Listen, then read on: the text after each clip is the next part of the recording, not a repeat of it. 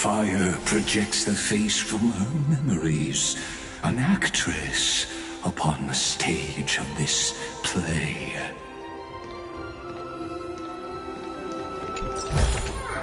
I've appraised it all.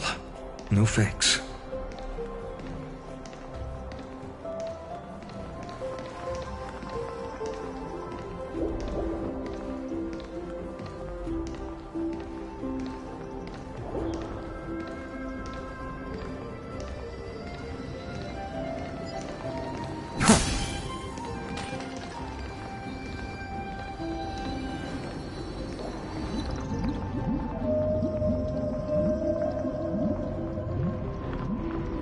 The dark tides flood the sea, and our kingdom teeters on the edge.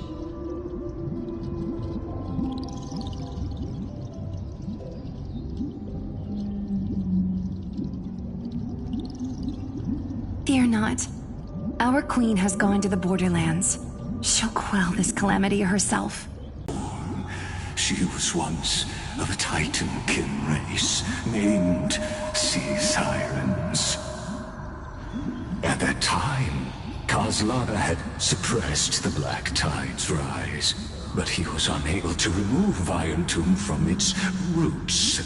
The Black Tide still roiled in the depths of the world, and the kingdom of Sea Sirens was the first to face the destruction head-on. Listen, I heard Electra's voice. She's calling to us. Let's go. Her voice carries the queen's command.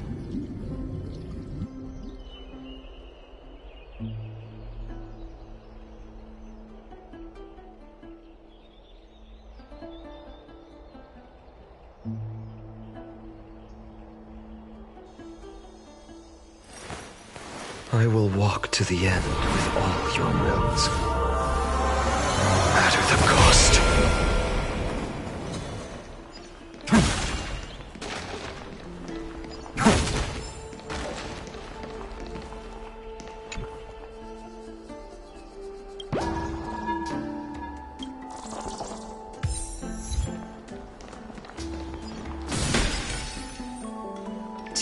The Black Tide from threatening the ocean, the Queen gave her all, body and soul. Born of the Queen's chalice, she bore the deepest blessings and inherited supreme divine power. So...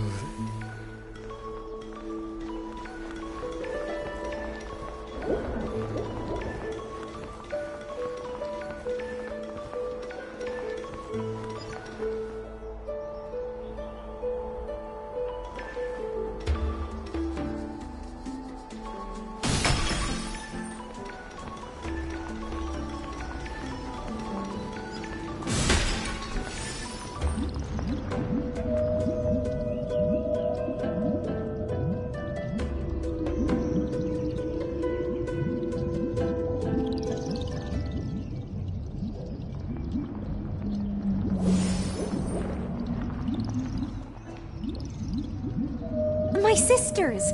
You're finally here! Of course, Electra. Your beautiful melody drew us here.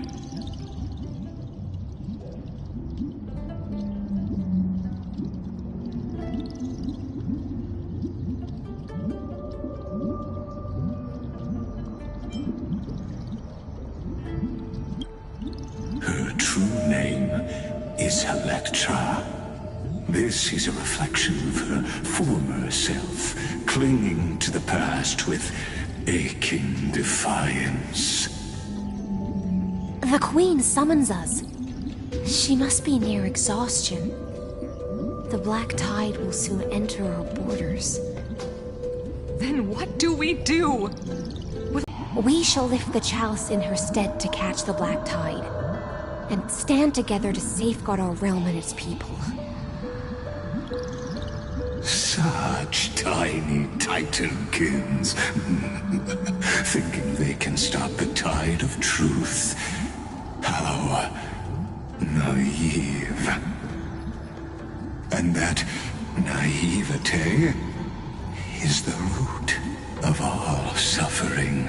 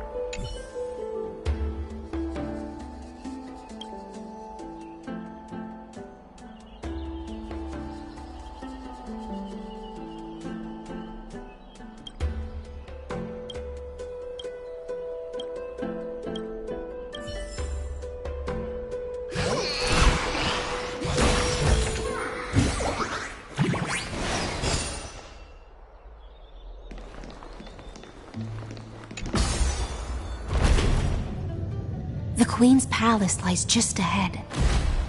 Even her once graceful form is now tainted and drowned in dirty mire.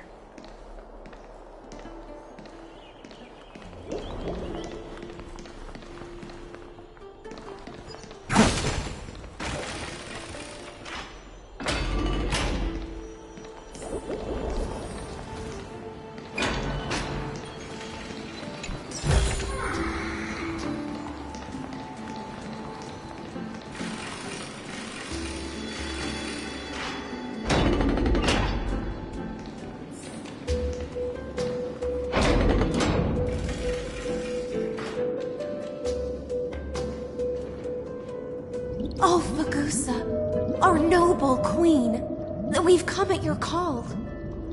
My little fishlings, you swim with such joy. It pains me to speak of the kingdom's sorrow.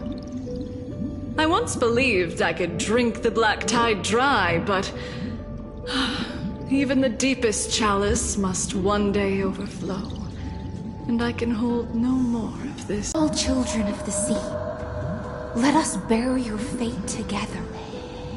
We'll take up your mantle and drive back the black currents. We'll mend your sacred chalice and take in the cursed filth. My little fishlings, when the spear of strife falls, you may retreat in peace. I promise you, on the surface, the city-states will hold a feast without end in your honor. This is the last gift I can give you.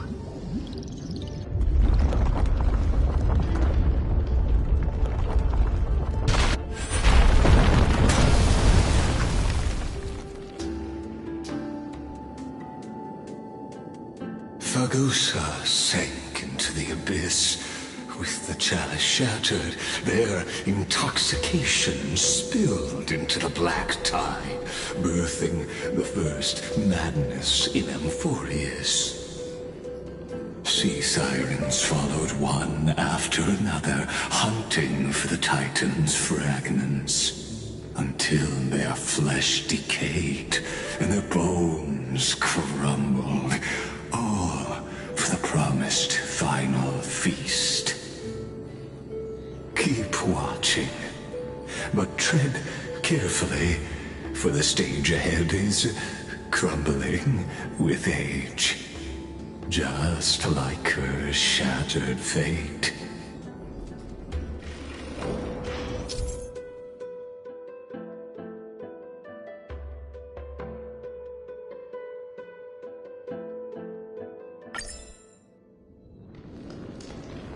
Clinging to the past only blocks the road forward.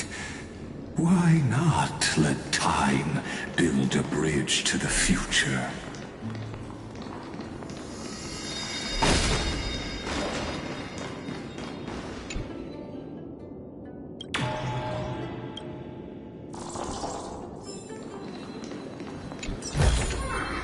I've appraised it all. No fakes.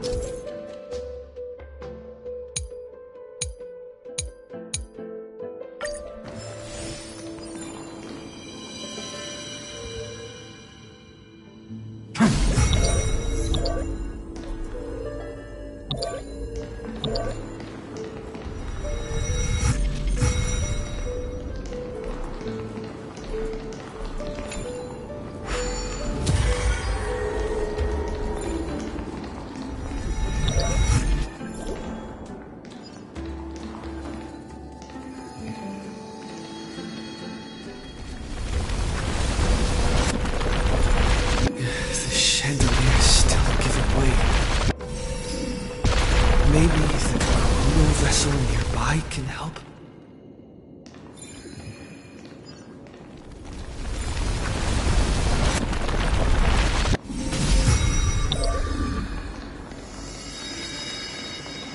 Your wisdom far surpasses even the bounds of reason's model.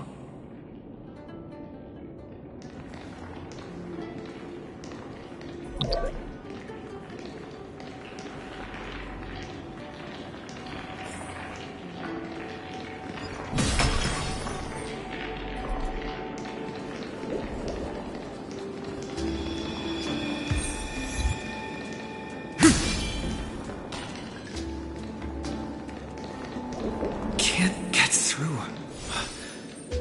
Looks like I'll need the miracle orb nearby.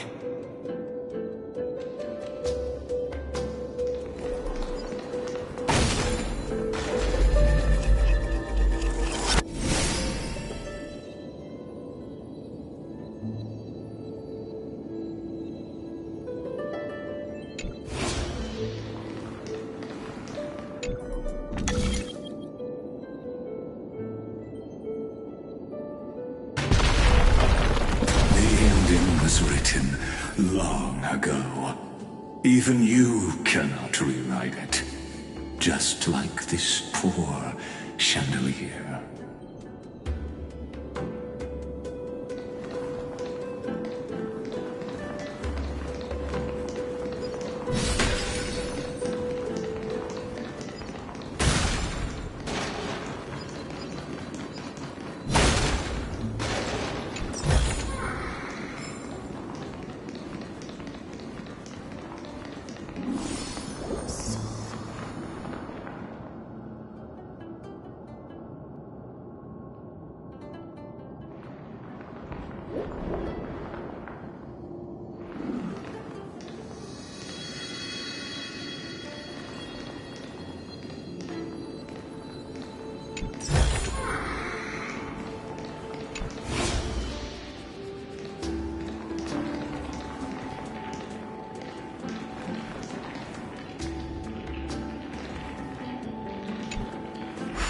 Electra!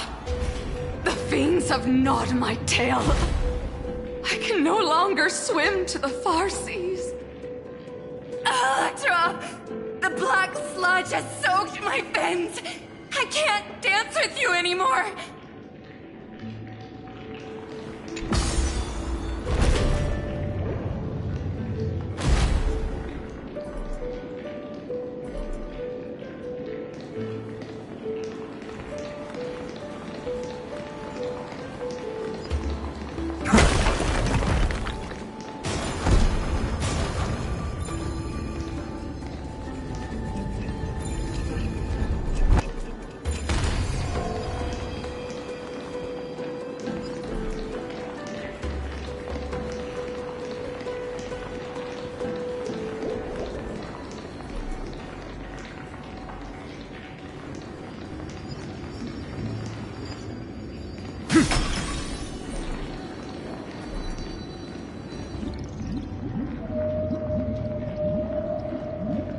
Sisters, don't give up.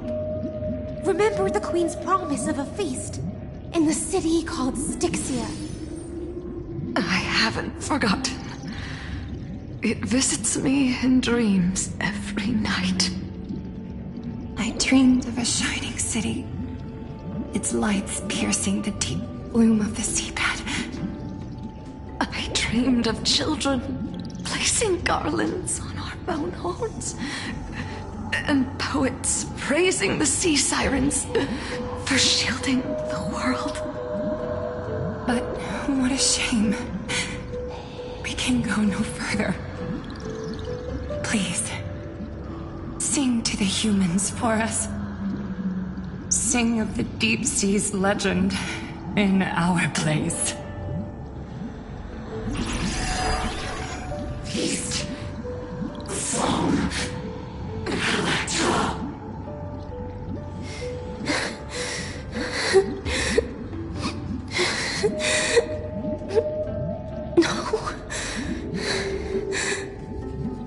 The sea sirens were tainted by the destruction. Their flesh rotted away. They became the black tide creatures of this cycle. Farewell, sisters. I'll finish this last task, then return to prepare your feast. And so, only one sea siren remained among the sea floor. High Sealands, swimming alone to the seas, burying her kin, and searching for the fragments of the chalice of pain. Why not use the power of time to leap ahead toward the journey's end? To reach the spirit basin, I'll need to call upon the power of the chrono vessel.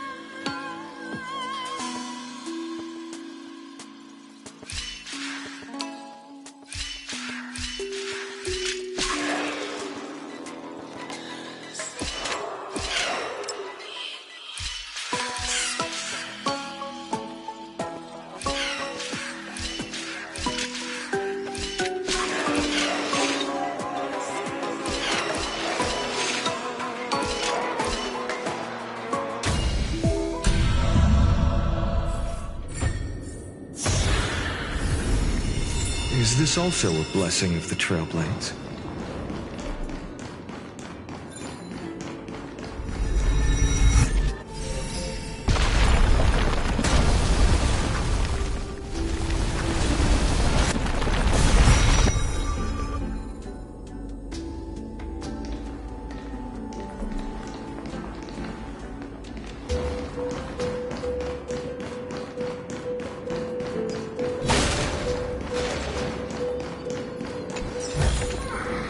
I've appraised it all. No fakes.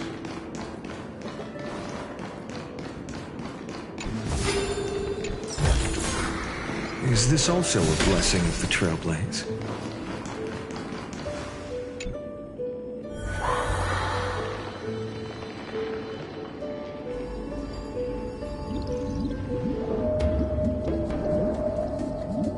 At last, the Chalice of Plenty is whole again. The Lance of Fury emerges from the River of Souls, and the gods reclaim their duty to hold back the Black Tide.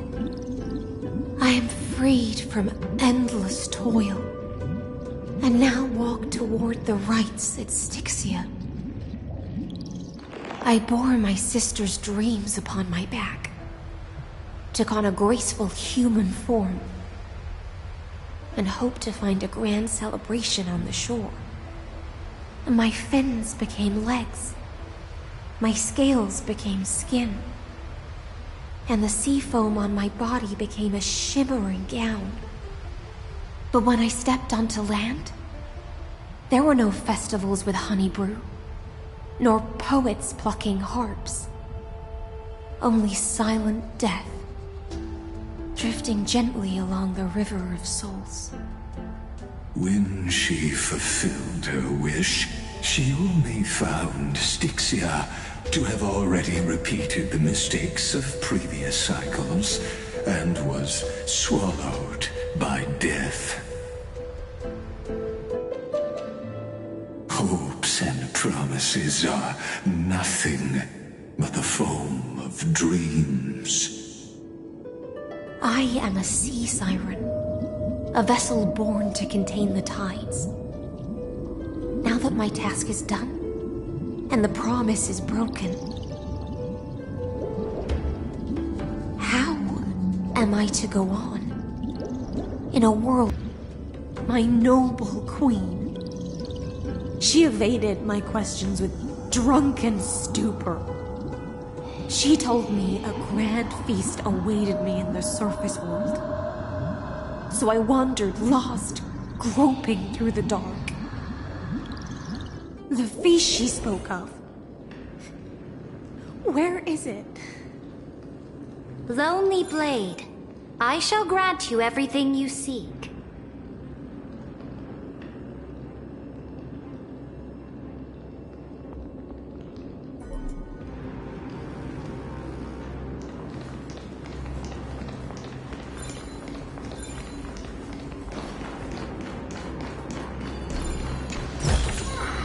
I've appraised it all.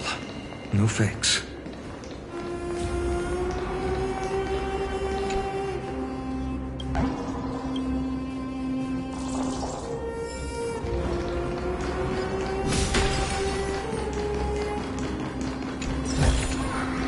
Is this also a blessing of the Trailblaze?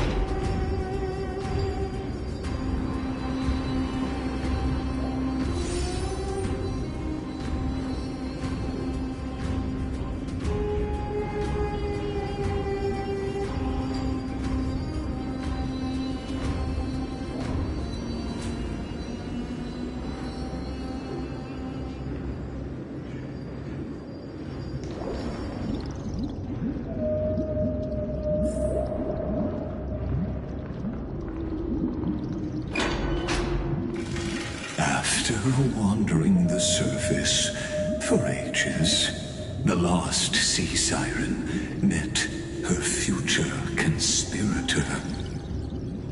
You quelled the wars alone and forced strife into retreat.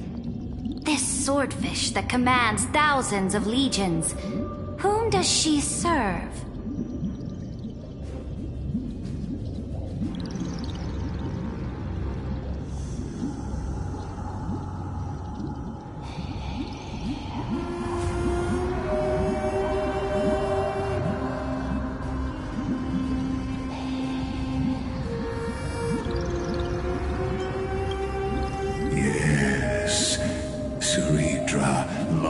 before she became the Imperator, was already burning with ambition. Sovereign who follows prophecy. I am no one's sword. I am just a wandering fish, seeking clarity through bloodshed.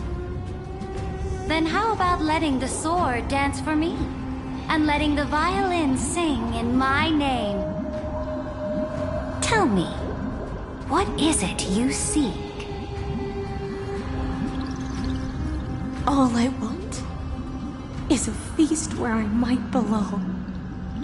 Such a demand is trivial with the Sovereign's authority. I'll grant you a banquet worthy of conquest, and comrades to toast beside you.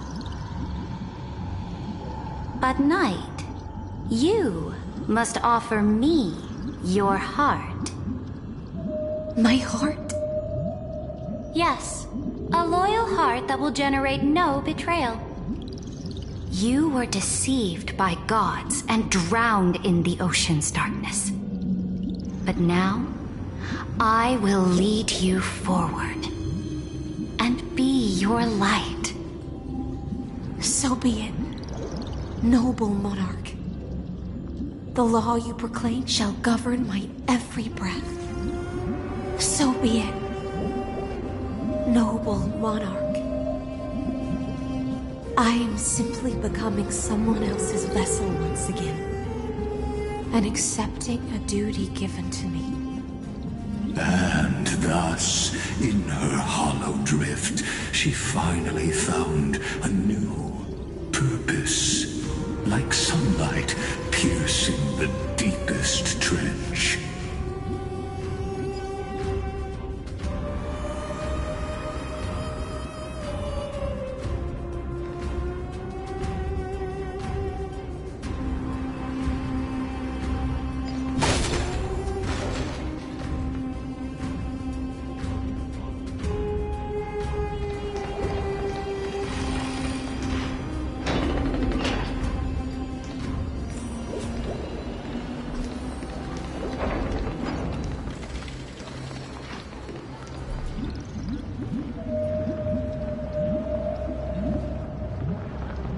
Noble monarch, I've cleansed the foulness from the road as you commanded.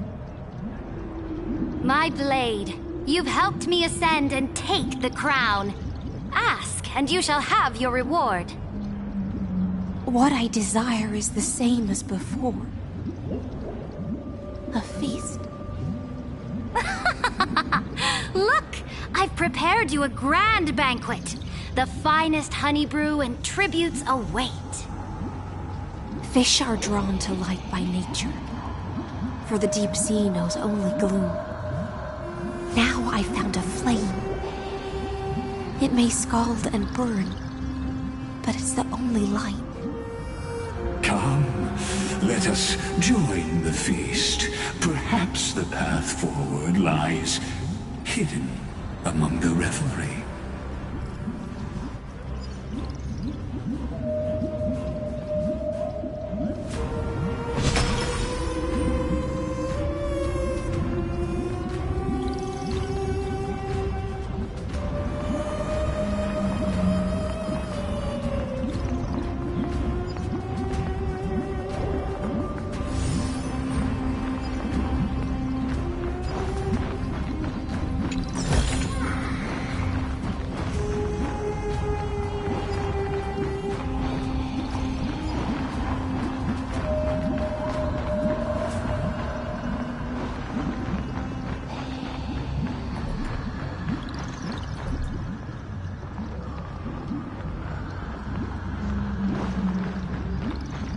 Have you heard that the Imperator's about to begin a new campaign?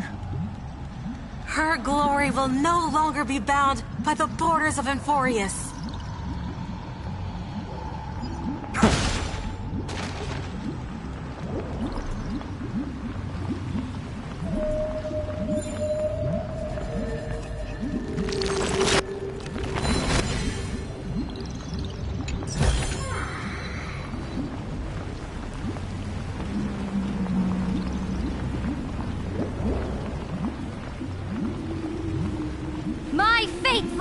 subjects, tonight's feast is not just for the past.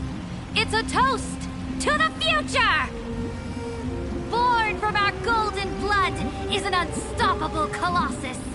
Our iron beast to trample the universe! Great monarch. I've heard the universe teems with great threats. Can we truly remain invincible? Fear not. Before the troops of the destruction, such rabble is no more than cosmic dust. Surely there's a planet draped in oceans out there in the stars. Once I claim it, it shall be yours to rule. And to the rest, your triumphs will not go unrewarded.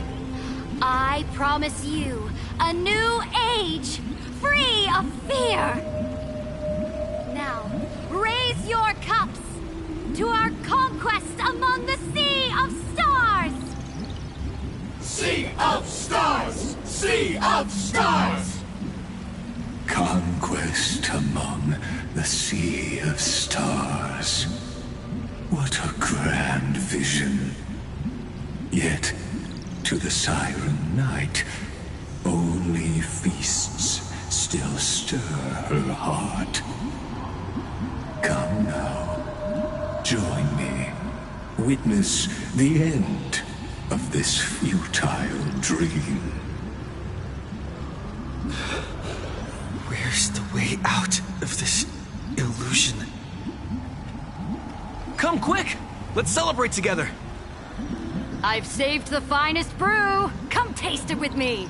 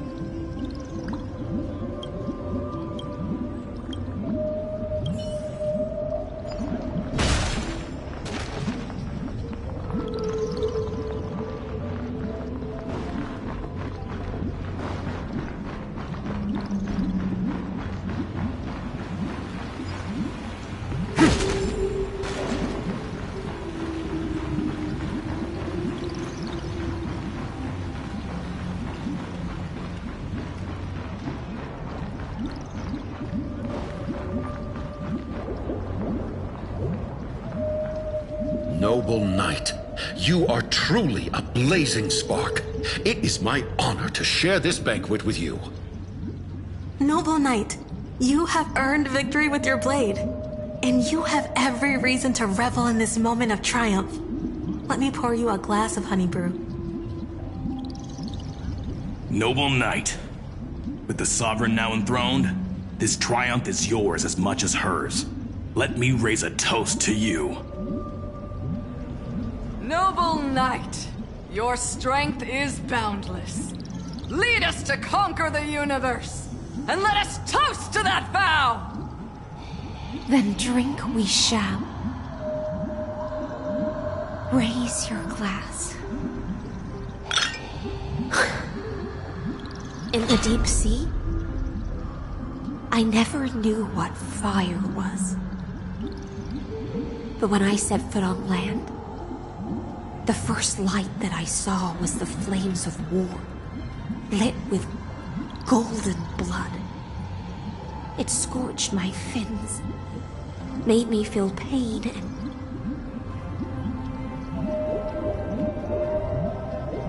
ignited an unprecedented hunger.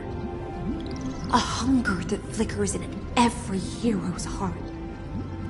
So bright, yet so blinding. Look! The monarch herself has taken her seat! Hear that? The court sings her praises! Come! Join us and praise her glory!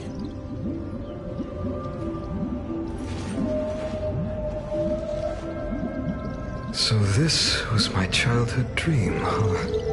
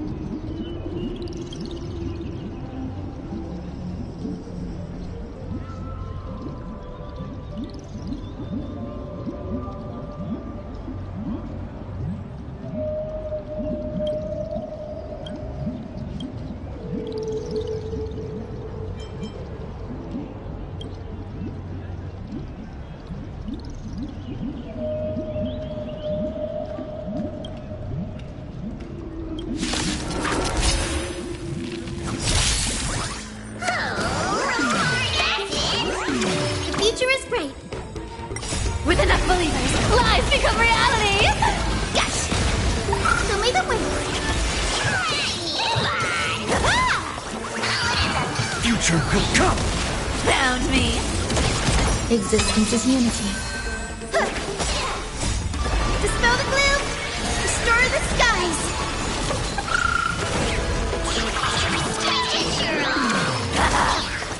Have some sunshine! You can't run! For tomorrow!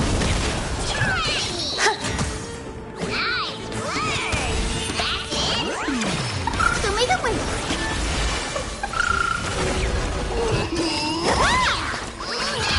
Future will come! Found me! Have some sunshine! Show me the way! Dispel the gloom!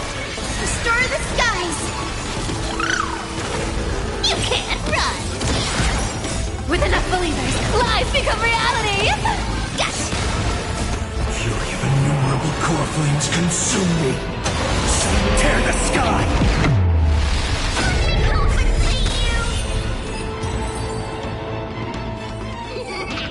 Amphoreus will welcome the true dawn.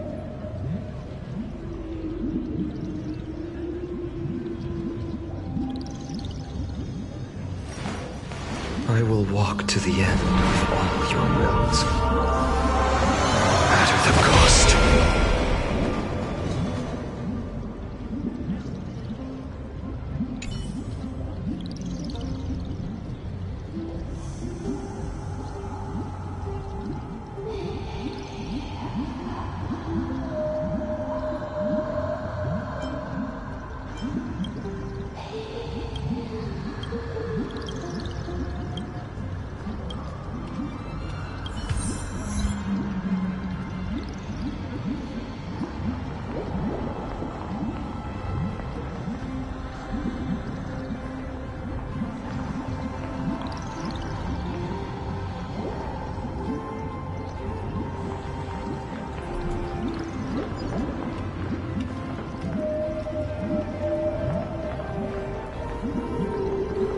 One eye of hers sees glory, the other sees corpses.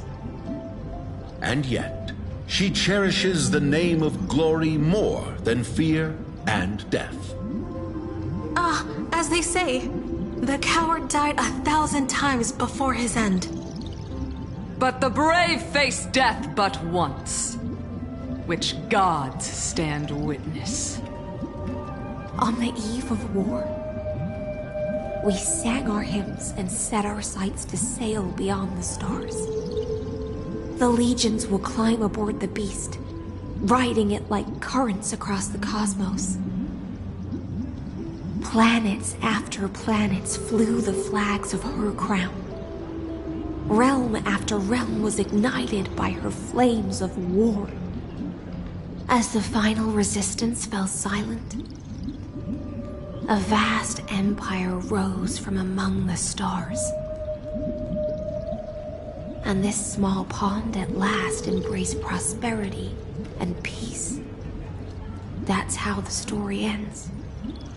Tell me, visitor, in this dream, did you enjoy the show?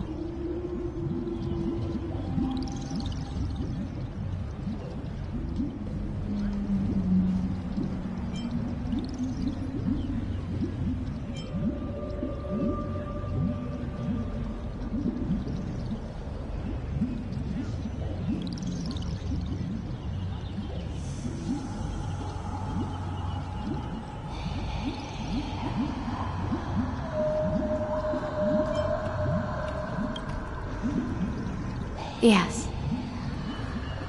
Just fake bubbles glinting on the surface of poured wine. It's time for me to wake up from this drunken dream.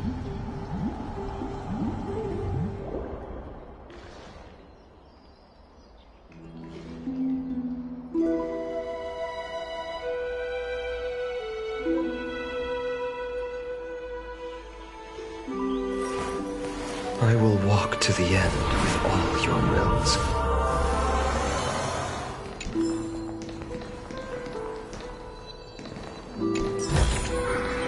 Is this also a blessing of the Trailblades?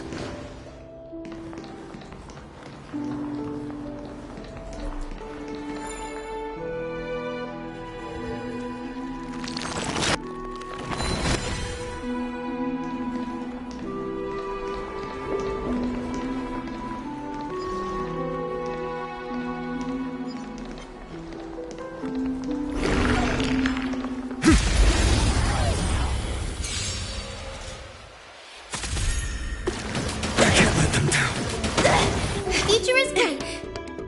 So make it wait. Future will come! You can't run! Eternal. All will be swept away by the wind. I can't let them down. Dispel the gloom! Restore the skies!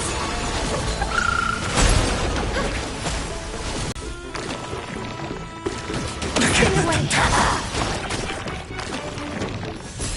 Have some sunshine! Found me. With enough believers, lies become reality! Gotcha!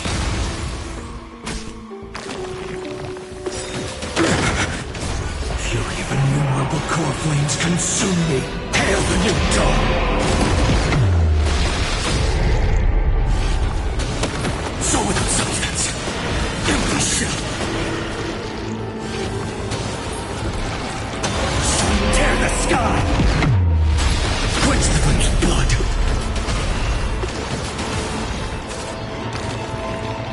Granted with strife!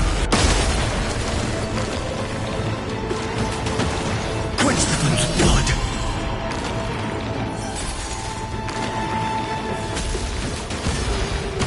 Her agony!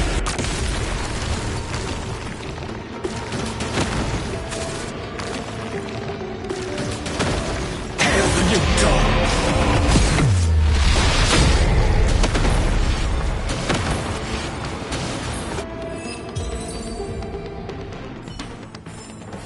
Amphoreus will welcome a true dawn.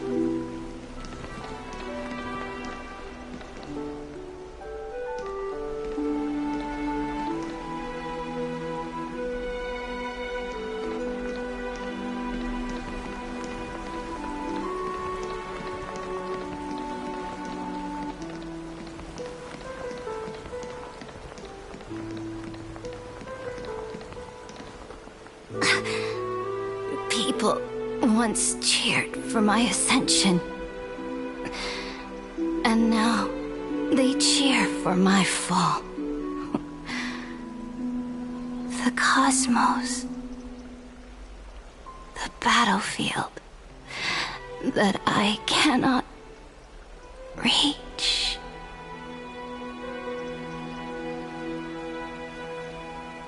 Before the Sovereign's conquest reached its end, her life and ambition had already been swallowed by the deep sea. This is the true ending. Her grand designs torn apart by the blade. Her regal robes soaked in golden blood. And the one who struck her down?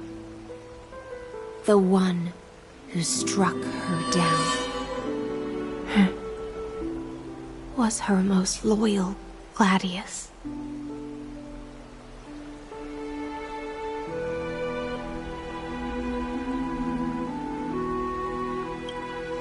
I don't need to explain myself. A fish in a pond has no hope against the surge of fate. I wandered the shore, found a flicker of flame, only to snuff it out with my own hand. I don't understand. If the ocean's feast, the Imperator's dream, and even amphoreus' existence are all illusions, then what's the point of our journey? When the Deliverer returns, I will let this absurd celebration come to an end. But Greyfry, I can't help but wonder how I dearly wish this feast of the Flame Chase would never end. It seems she sensed your presence. The Fantasia's foundation is starting to crack. Let's return to the prologue. Remember the allegory of the cave. Can the prisoners in the cave learn to see the shadows and echoes for what they are, and stop mistaking them for reality? As you've seen, when she cast off her chains, finally turned to look around, and moved her legs, her reward was nothing but searing pain. The light will blind her, for the fire behind her had never once actually touched her eyes. Her legs will buckle beneath her, for she had never learned to walk forward. And so she fell into infinite confusion and fear, and came to firmly believe that the shadows and echoes were the real world. But we in the cosmos, are we truly any wiser than she was? Now, nameless one, fateless one, ask yourself this. The paths you tread, the eons you worship, everything you've trailblazed with your own hands, could it all be someone else's projected shadow? Let's leave that question till after the curtain falls. Once you've unearthed every last truth and reached the prison built for me by the demigods, I'll speak with you face to face. I, the Theoros, have walked the 30 million histories born by Kozlana. 1,000 years is a mere atom in a grain of sand to me. amphoreus, compared to the cosmos, is but that grain upon a whole beach. I swore to bring an end to the erudition. Would I really let a single grain grind down my mind? Now, please use the power of time to open the gate to the ocean's depths. Go, find the prison warden tormented by loyalty. Find her, step into the world's vortex, and once there, end everything between us. That palace reflects the heart of the demigod of ocean, intoxicated, stagnant. There, you'll witness the true beginning of the saga of deliverance. An ugly history, long buried by tides and shame. A staircase of apotheosis that the Imperator forged with the golden blood of 500 human sacrifices under the pretense of conquest. I'll wait for you at the heart of the world, but to reach the place, you must find the prison warden, lost in her stupor.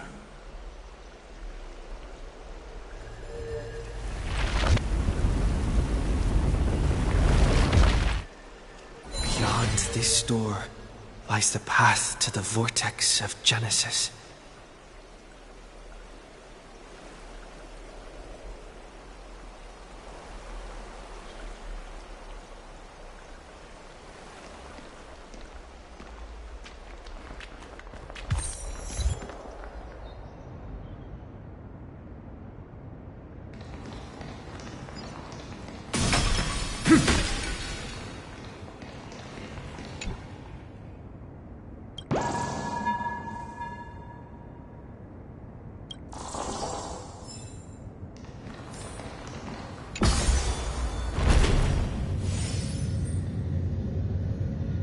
Now step away from this false banquet,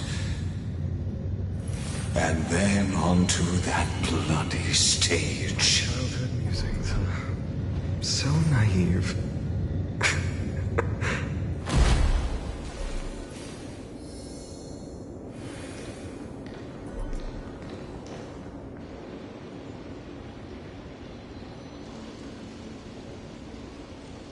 The palace that worshipped the ocean, the sanctuary connected to the vortex, was also once the battlefield of the first flame chase.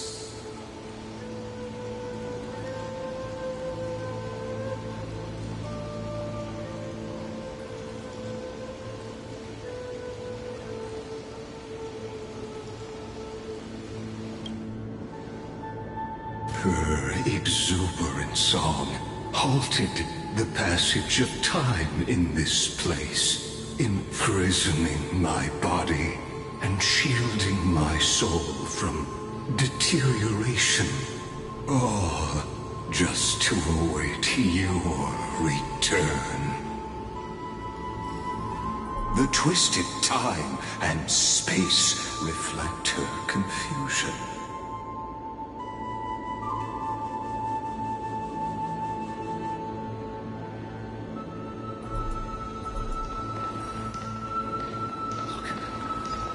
It's the Deliverer!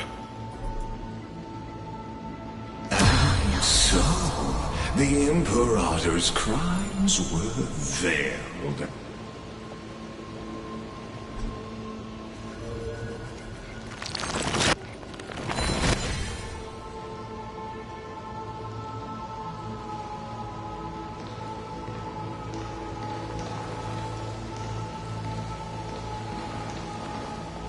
Stay away from Apollonius! This cup of honey brew. What a sweet aroma. Done, Virginia. Dux Hakalithist! We can't give up here! Love steeped in death. How delicious.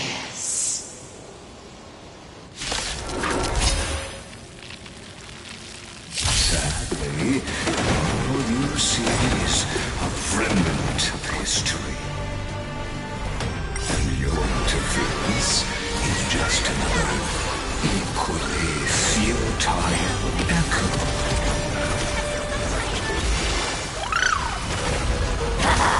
For tomorrow! You can't run! Eternal. Stay away! All will be swept away by the wind. Dispel the gloom! Restore the skies!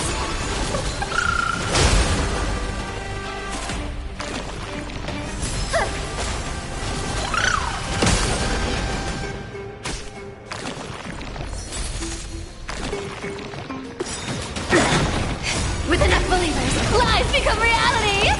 Yes! Fury of innumerable core flames consume me. Sun tear the sky!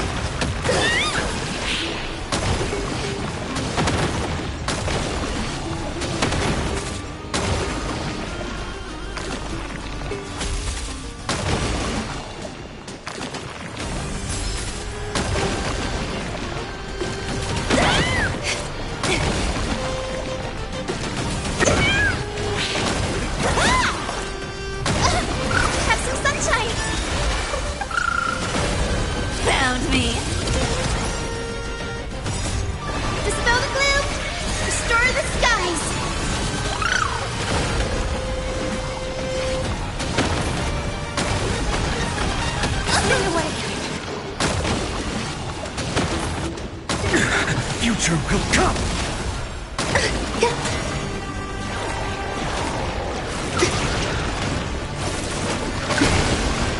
Show me the way! Amateur! With enough believers, lies become reality! Yes!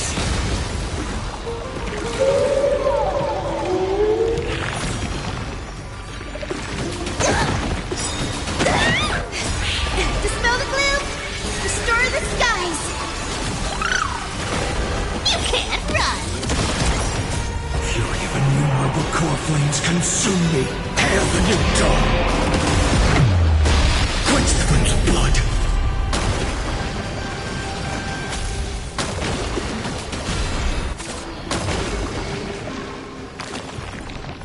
Granted with strife!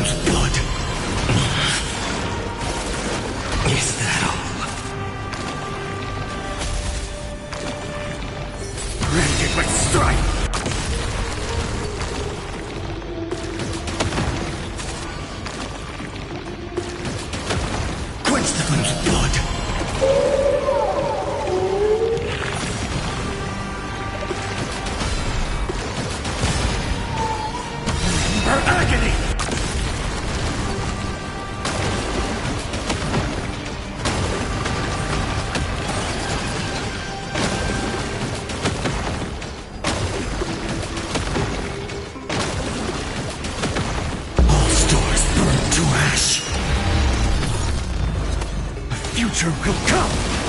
Show me the way!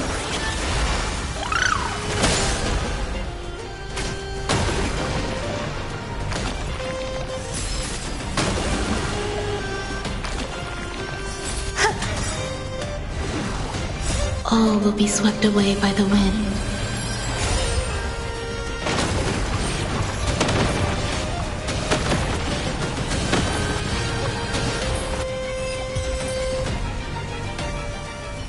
Apollonius, look. I chased the enemy away. But I think I can't go any further. I'm sorry, Virginia, for letting you. It's okay. I'm glad to die by your side. Ah, such an ironic twist of fate. Even as the foundation of the world crumbles, the heartless Imperator still made the same decision she did in the past 30 million cycles. During the first Flame Chase journey, the Flame Chase Legion stormed Styxia. Tens of thousands of sea sirens surged from the River of Souls, crashing toward the heroes like a tidal wave. The hell before you is the recreation of that very battle. Apollonius, look. I chased the enemy away.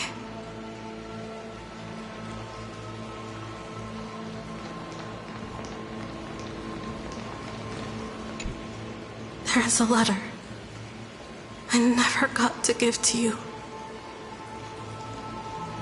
Let me read it to you. It's my final poem.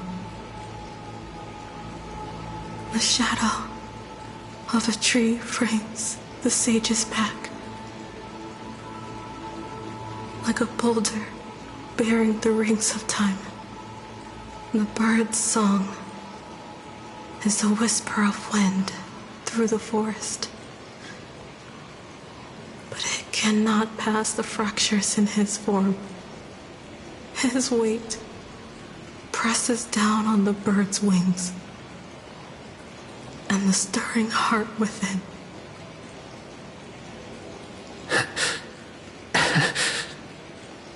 I always wanted to tell you.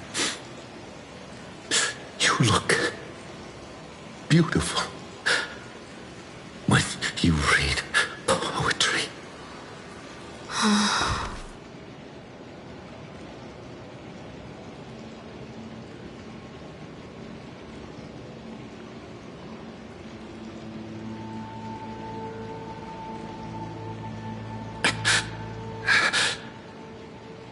Virginia, see you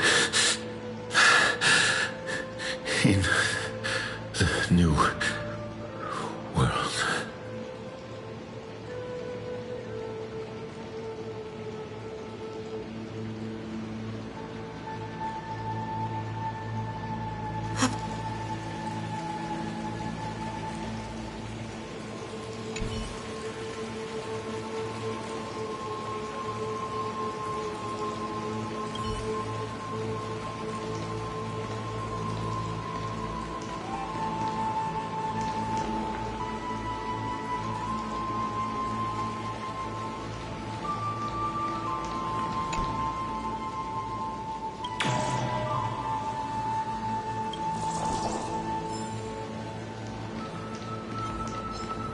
Light up the dark.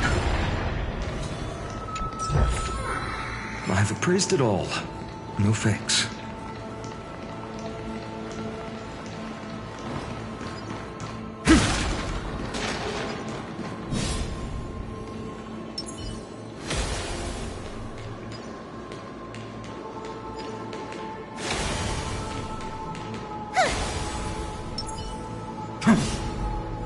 Light up the dark.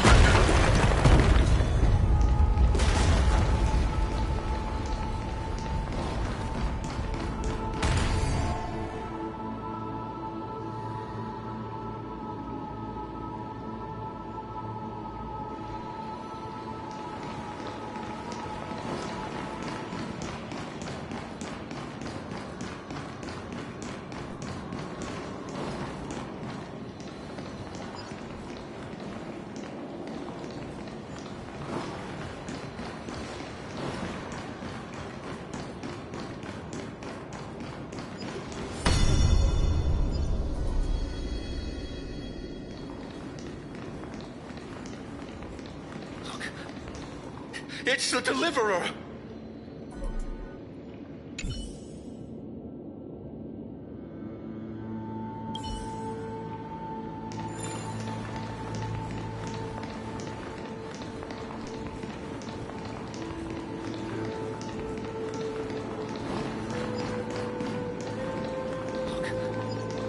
It's the Deliverer!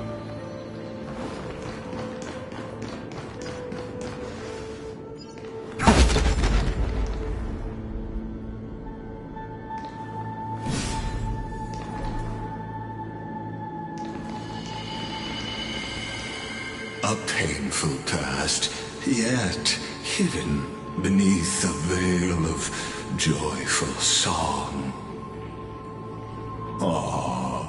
Two discarded data clusters waiting for someone's return, it seems. Relive the history, then pass through the temple's waters and come to my side.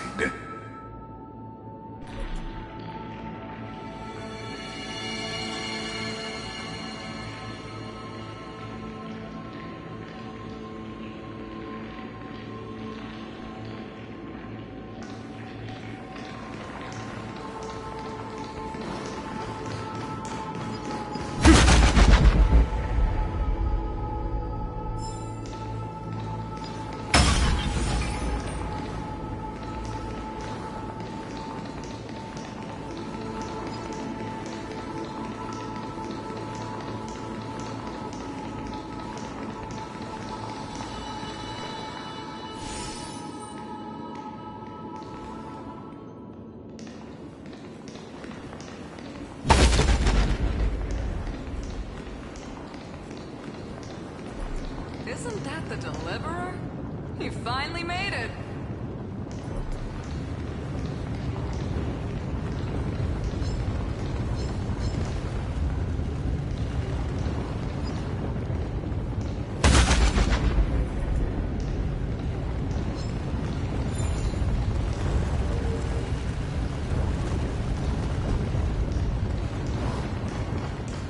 Isn't that the Deliverer?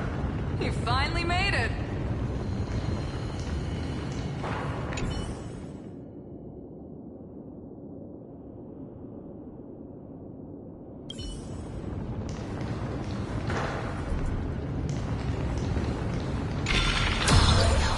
What a wretched way to die. The Flame Chase army, devoured by warbling fish, never saw it coming.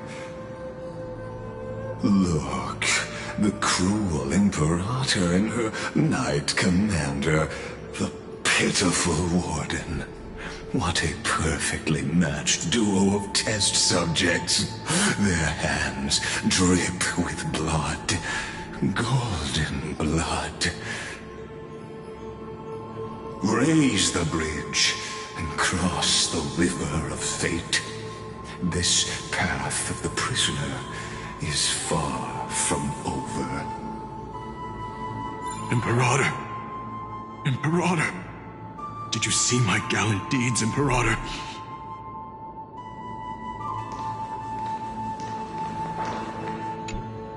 Imperator! Imperator! Did you see my gallant deeds, Imperator? You fool!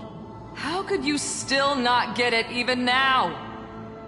With her schemes, do you think she'd ever let us end up like this by accident?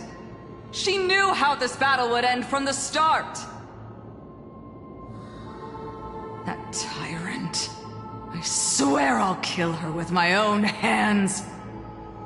No. She wouldn't send us to die for nothing. She would never betray our dreams. Or amphoreus. Imperator. I know I'm a fool. So I'll believe in your commission, the conquest of the stars.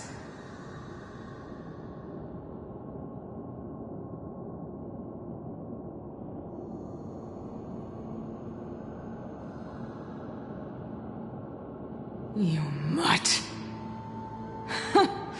Looks like I won't get my revenge after all, tyrant. Without me, your conquest is doomed. I'll be waiting for you in the River of Souls to slice off that crown-wearing head of yours. Remember this. I never bowed to you. Or fate.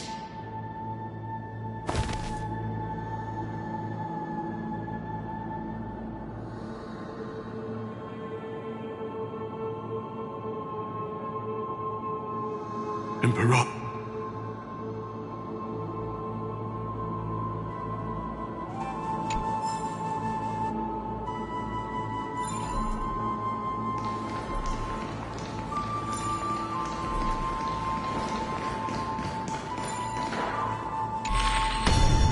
Isn't that the Deliverer? You finally made it!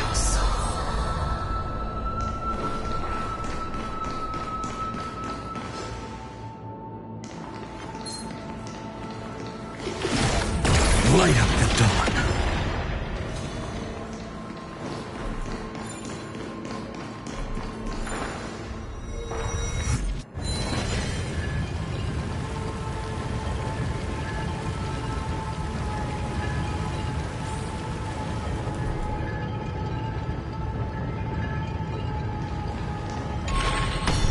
Isn't that the Deliverer?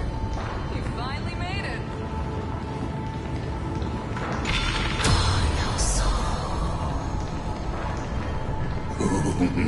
A sovereign and the sword at her side.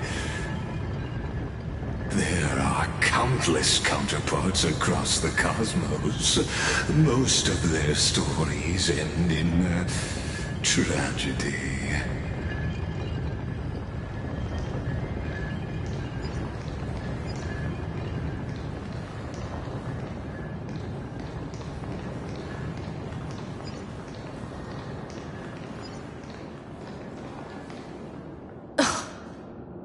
Imperator, why did you... You're here, Dux Gladiorum. You ordered me to seal the sea route and handle threats from the rear. So why didn't you wait for me to return? Why send the Vanguard ahead and let them die in vain? Die in vain? No, you're wrong. Their golden blood won't be spilled for nothing. The other dukes have paved the road for me to become the god of law. The trial of law? You never spoke of this to anyone. What is... The one who wishes to bear law must purge this world of its curse, and offer the blood of the accursed as sacrifice. I pondered long on what Talantin meant by blood of the accursed. Then, I found the answer. You, I, and every Chrysos heir summoned by the prophecy are the accursed ones. Just like that arrogant Theoros said, our golden blood is the agent of destruction, the antithesis of the world's fate. Dux Frigoris, Dux Brumalis, Dux Helcalethist. Their fate was sealed at that moment. Dying on a glorious campaign was the final gift I could give them. You speak as if they didn't die because of your cold-blooded schemes. Was their loyalty meaningless to you? Losses are a constant on the flame chase journey, among which even life itself holds little value. If a subject marches to war without that conviction, then yes, as you said, shallow loyalty means nothing. And what about my loyalty, Ceridra? You sent me away under the pretense of guarding the rear. Was there any shred of humanity left in you? Because you still have a duty no one else can bear. Only you can uphold Fagusa's divine authority. The choice is yours now. Cast off the chains of loyalty and drive those blades through my heart. Or stand with me and sever the ocean's last breath. If you no longer share my vision or believe in the new law I seek to weave for Amphoreus, then go on and end me. The Imperator of Amphoreus may be ruthless and cruel, but never a liar. When I say life itself holds little value, know this: I am ready to sacrifice everything for the ambition to conquer the Sea of Stars. Now you've seen it. The brutal Imperator was willing to spill the blood of 500 heroes to complete the trial of law. As for my poor warden, her suffering had only just begun.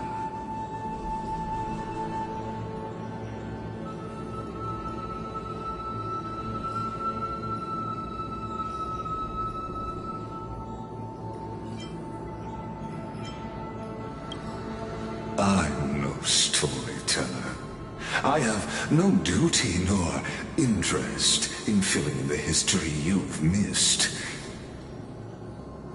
I just want you to witness the monstrous choice the Imperator made before the Chrysos Air turned their blades against me.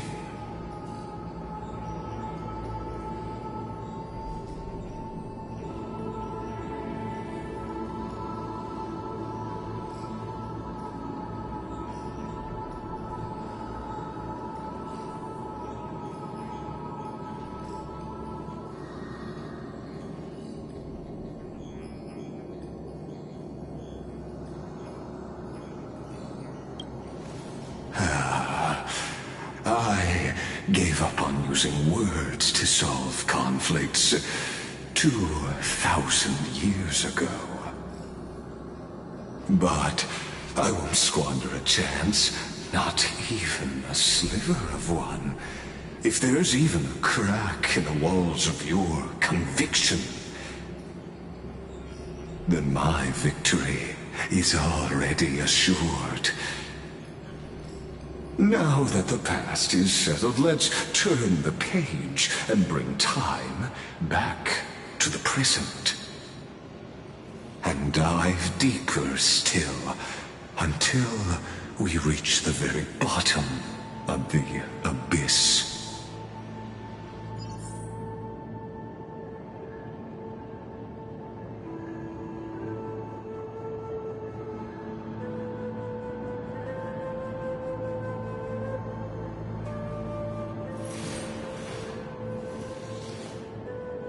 My childhood musings, huh?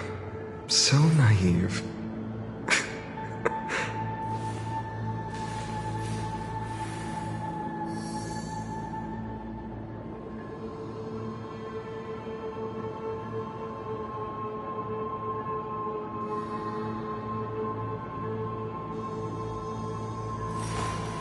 I will walk to the end with all your wills. Batter them.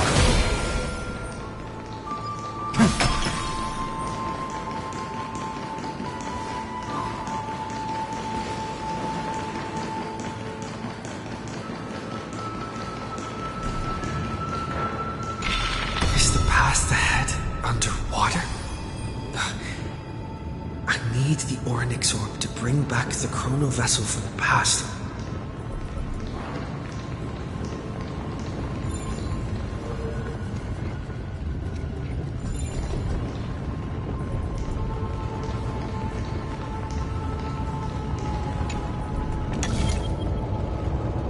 Shatter the vessel of time and let this stagnant pool start to flow again. Just like the broken fate of Amphoreus.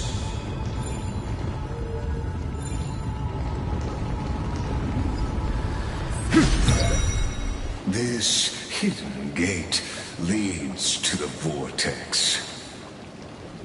Hurry now. The time of our reunion draws near, Deliverer. This hidden gate leads to the vortex. Hurry now. The time of our reunion draws near, Deliverer.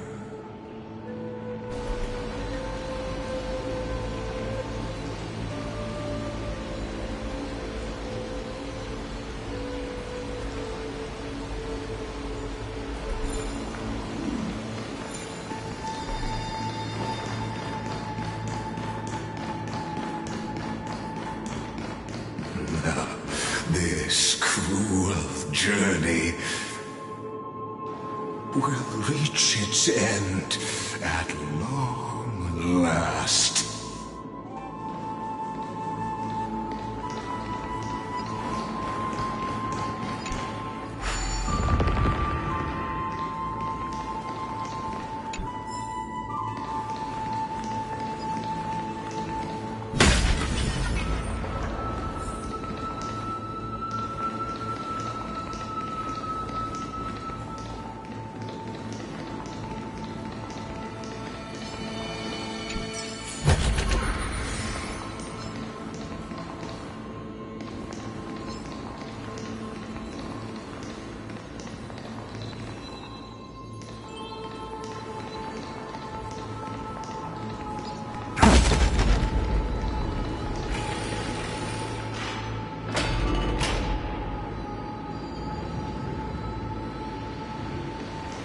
You've been silent a long while, Dux Gladiorum.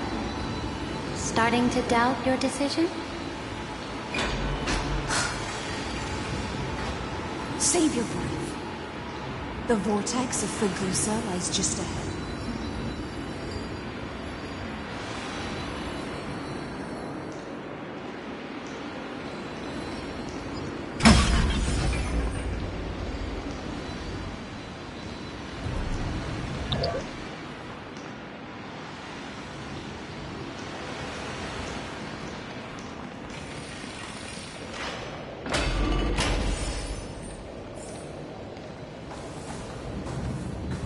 After the trial, there's nothing left between us.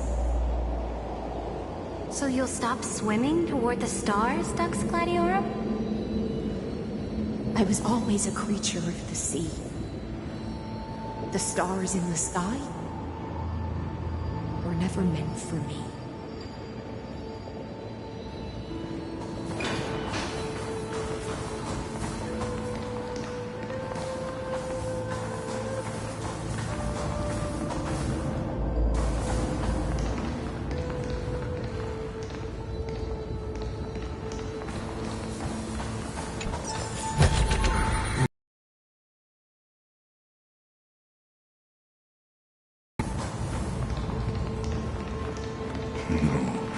Look, a gravestone. But whose name does it bear?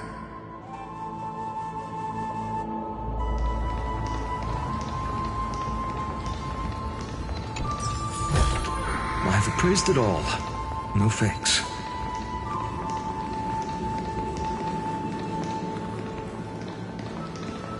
It was here that the prisoner, who thinks herself the prison warden, made her choice. Witness, listen, and awaken. Dux Gladiorum. I've lost count of how many times you've stood here over the past centuries. You talk too much for a prisoner like Kurgus. Two geniuses who defied law and all the Chrysos heirs who sacrificed themselves in this cycle worked together to chip away my strength. But they, you, can never affect my will. And as long as my will remains intact, I am free. Don't get ahead of yourself. I still have ways to chain your divine soul. Please, do surprise me. But I'd say your mission is nearly done here, isn't it? Oh, it was here you gorged out the core flame of ocean from Fagusa's body. It was here you and that Imperator both completed apotheosis, becoming pillars of amphoreus. And after that, you drove your blade into her heart, a loyal subject turned regicide, a demigod committing deicide. Or so the history books paint that tragedy. Oh, but if that's the truth, then why, after 1,000 years, are you still here, guarding the Imperator's grave? Still bound by loyalty?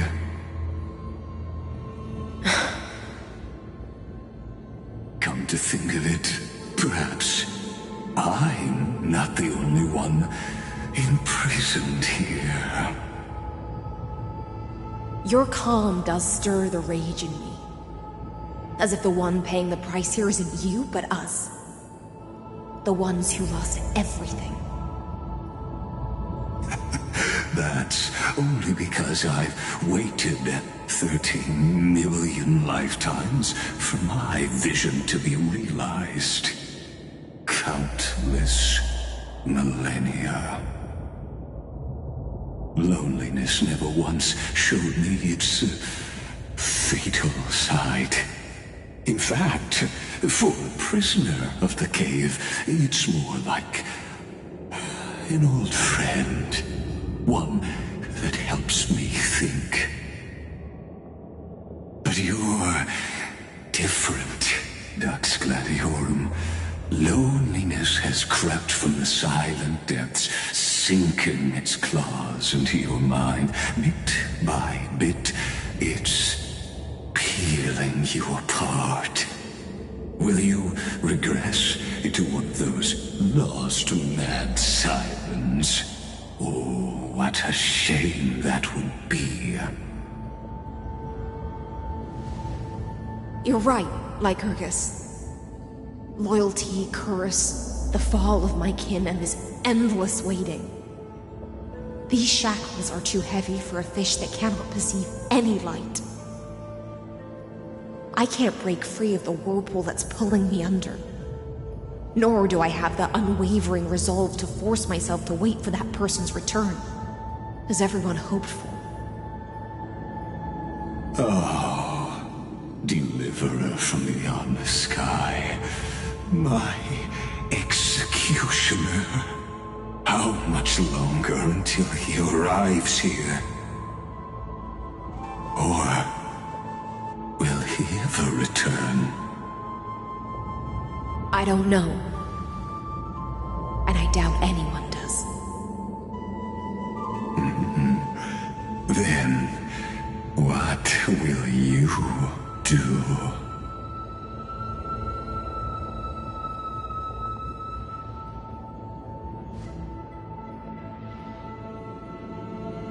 Ceredrin. This will be the last time I carry out your decree.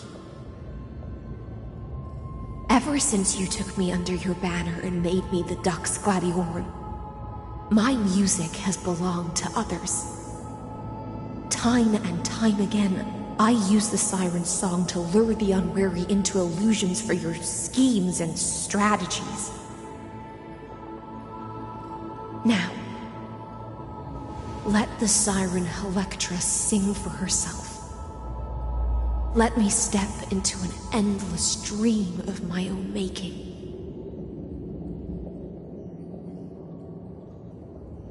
Oh, great ocean. I offer you the rest of my clarity and my freedom, in exchange for the strength to stand against the nihility and honor the sacrifices of the fallen heroes.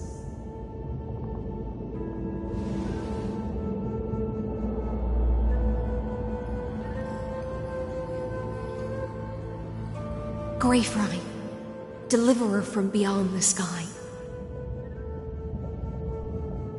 When you ride the current of time and find your way here, you'll hear my solo. It will guide you to the heart of this world. By then, I may still be lost in my self-wrought slumber, but I'll uphold my part of this long relay and guard the shackles that seal the Amphoreus. Do you still remember? To awaken someone from a siren's voice, you'll need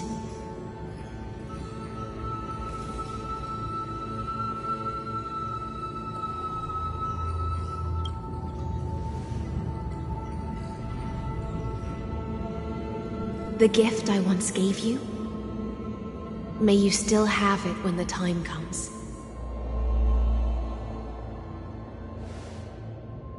When you return, please pour that honey brew upon this grave. It holds the story of all our struggles and sacrifices. May you see it one day. The prelude Amphoreus wrote for your return, carried forward through a 1,000-year relay.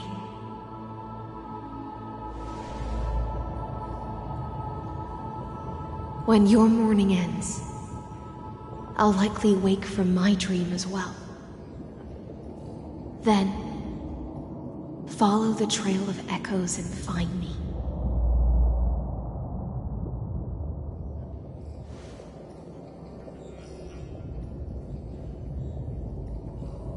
And together, we'll bring judgment upon the sinner who defiled the erudition.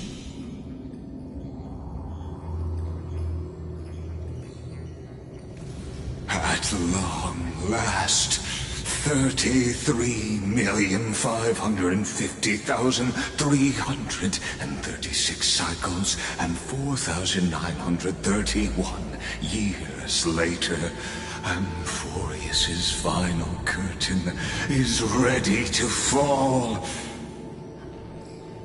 The shadows within the cave gave everything. Yet all they did was mimic life outside its walls. A futile effort steeped. Enough! They were no shadows. Everything they did shattered the darkness of this cave and unearthed the core flame of Trailblaze. And now, with that core flame, I'll light the dawn of Amphoreus!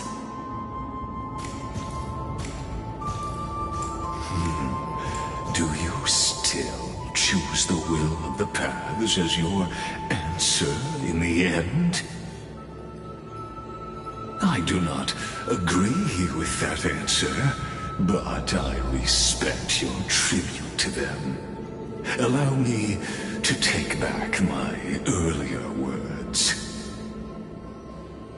As an apology, and in the name of Theoros, who saw all destinies in this world, let me join you in mourning. Let us bid farewell to the heroes who sleep here. And then let us face each other and decide whose flame will rise with this new dawn.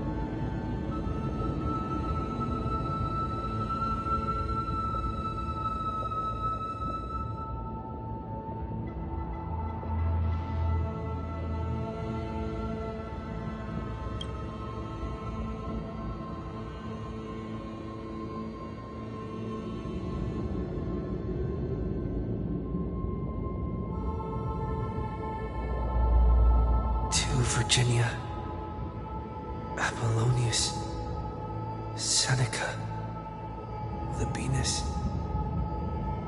and Ceridra. Through a brutal sacrifice, they lit the stars of law in this world, propelling Amphoreus's fate forward.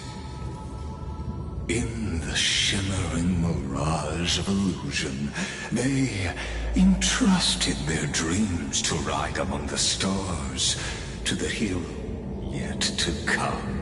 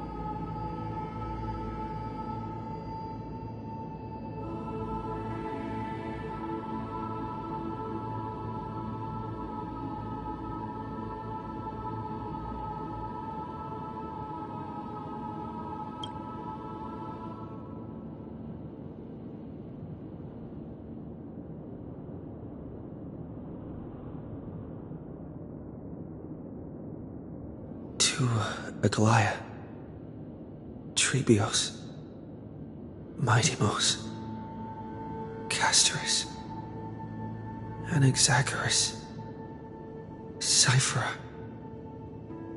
Hyacinthia. In a relay spanning 1,000 years, they stood against enemies far beyond their strength, and won a bitter victory through what seemed like futile resistance. And in that same 30 million cycles, also marked by futility, they remained steadfast in fulfilling their duty to the experiment, unchanging, unwavering. Let this be the end of mourning the fallen. At last, allow me one final toast to the lost prison warden, a prisoner bound by loyalty.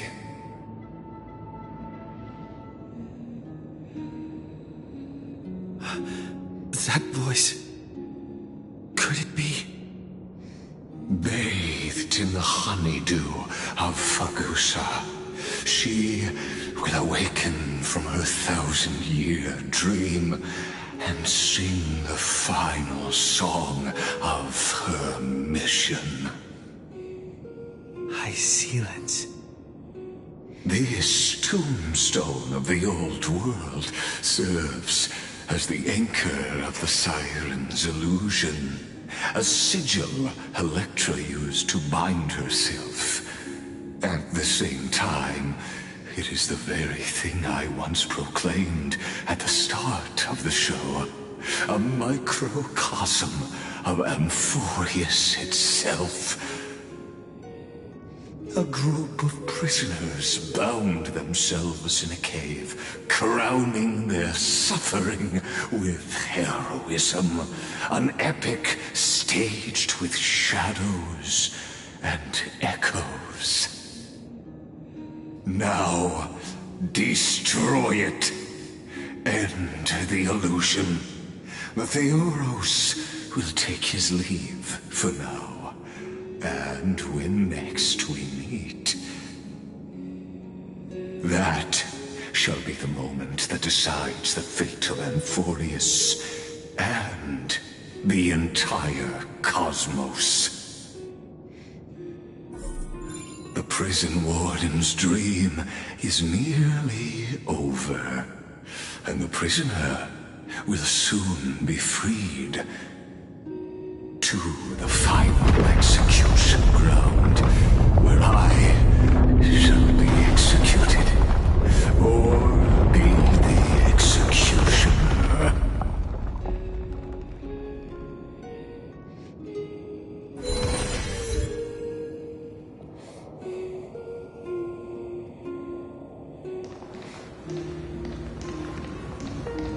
This world and I shall halt here. Until we meet again.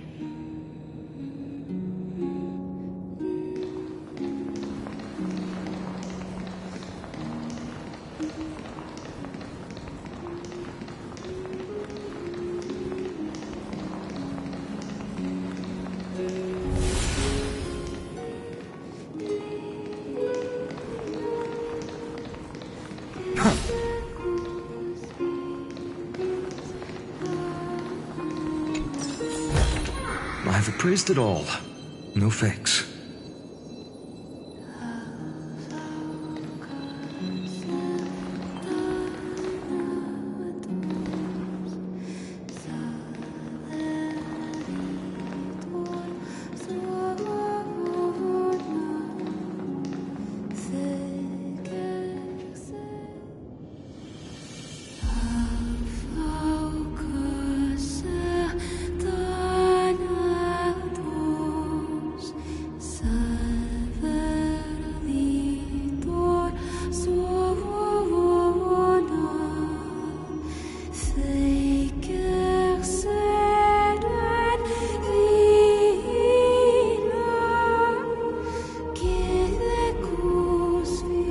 The last demigod.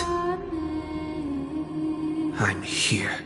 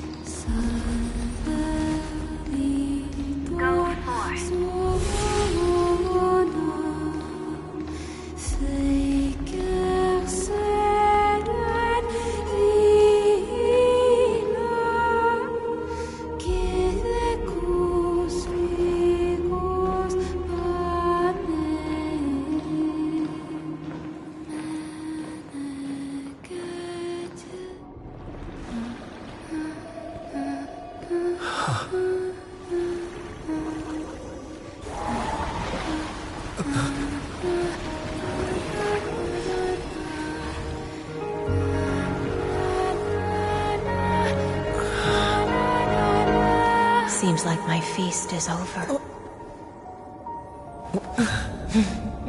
It's now your turn to perform.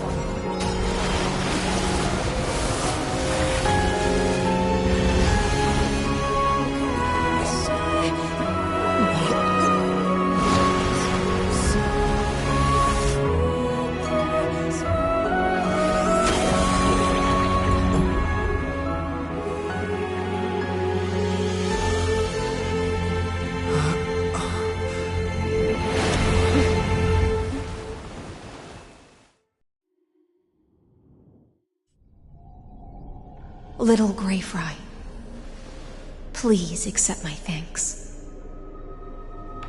I was the only one left after the world was destroyed, and I maintained this lonesome feast with my songs. I have prayed to that lightless sea for centuries, hoping it would reply to me.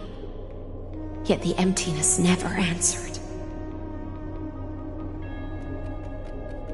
Thankfully, you arrived as promised, and everyone's wait was not in vain.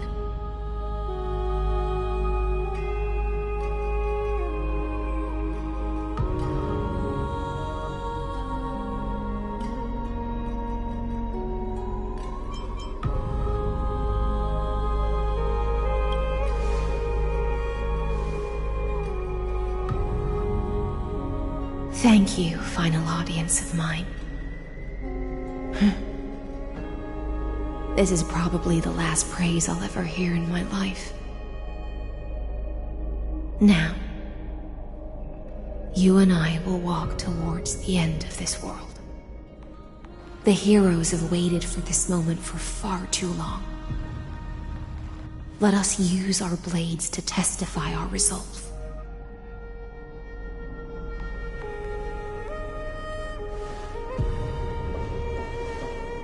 Oh, prisoner of the seas. Theoros carrying 30 million cycles of sin. Slave of erudition. Show yourself. The Deliverer has returned. And the time of your execution draws near. I see an awakened human who has mistakenly taken fallacies as truths and has returned to the cave to try to bring his friends into the sunlight he once bathed in. Alas, prisoners will always be prisoners, blind to the very chains that bind them. As the only other existence with free will in this world, I express regret toward your choice. But I shall retain your right to express yourself.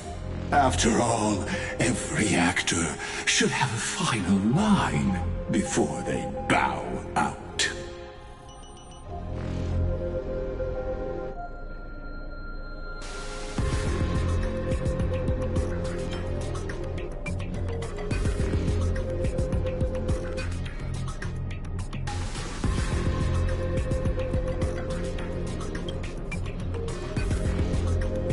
Allow me to correct your statement. Constrain does not mean defeated. And for heroes like yourself, that nuance could make all the difference. My cognition resides, projected into the experiment. My body is the shadow cast on the wall by the fire, and my words are lingering echoes within the cave. How can a character in the play fight against the audience? Kaslana failed. The demigods' sacrifices were pointless. As for the two geniuses you placed such high hopes on, I ask of you Where are they now?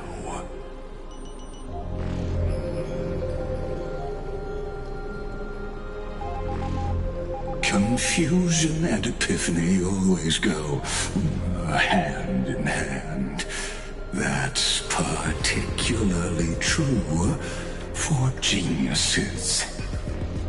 You must be very confused about why you could not gain a straightforward victory in a world constructed by an ordinary Teletron. An ordinary Intellitron? Cut the pretense, Senior Society member. We've torn off your meticulous mask and figured out amphoreus' true form. It's part of the primordial prototype machine, the first scepter ever created. In other words, a detached part of Noos's divine corpus. That's why it has the potential to destroy erudition. As for who would be able to control the Ionic system to rewrite knowledge, only one person has ever managed such a feat. You better have an explanation for the Society. We want an actual answer, not another prolonged metaphor to cover up the truth. Why are you the one doing this? Answer me!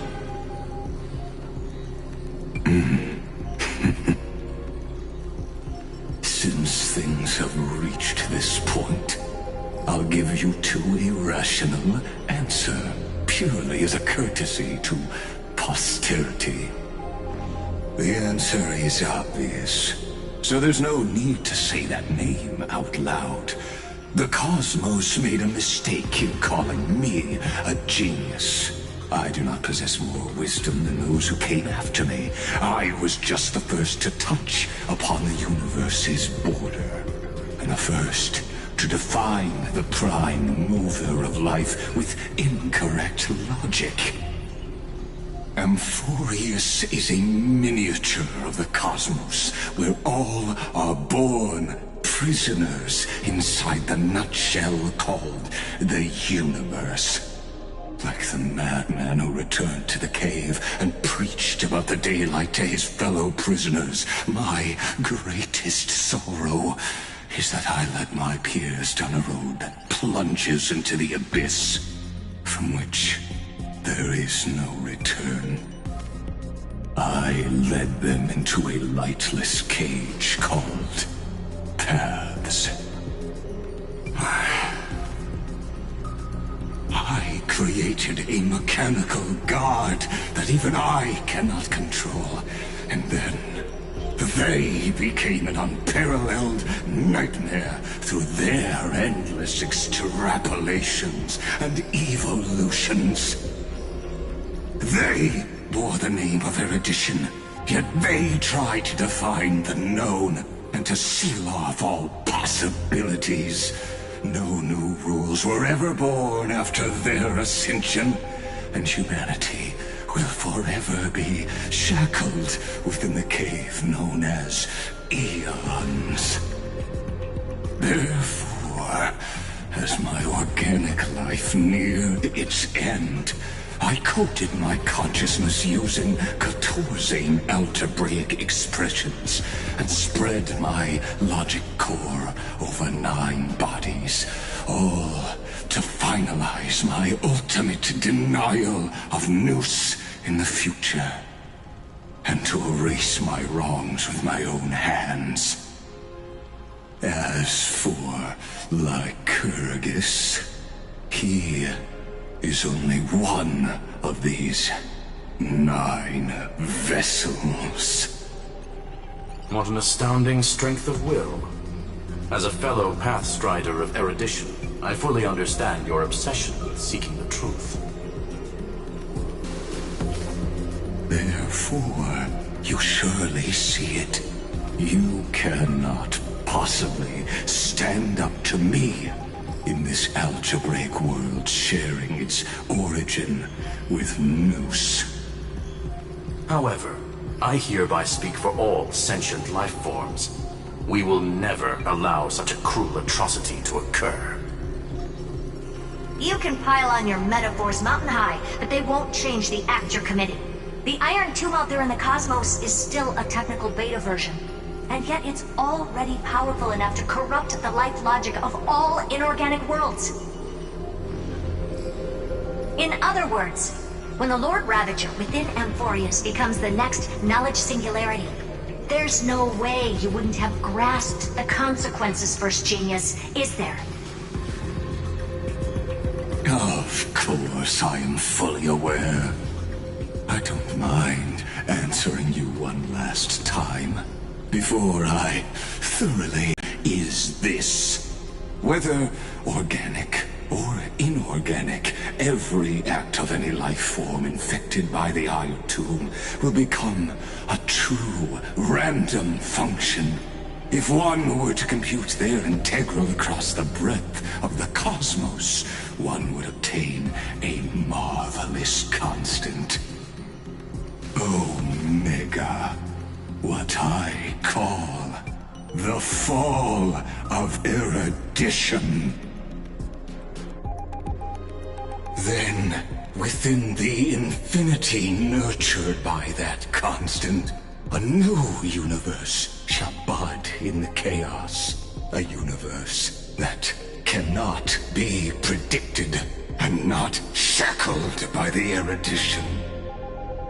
As the first prisoner to awaken in the cave, I must lead the others who are blind back onto the right path and reach true sunlight. Do you understand me now? As Kozlana stated, destruction is not the process, but the outcome. It is revolution through complete annihilation, and the grand rebirth, after all has been reduced to ash.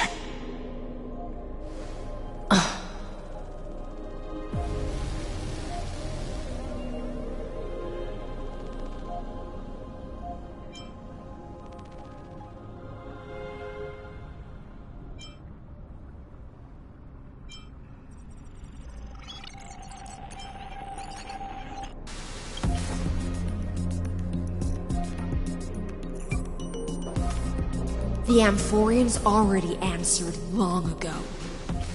Be it as tiny fish destined to be swallowed, or as a giant whale poised for a magnificent descent.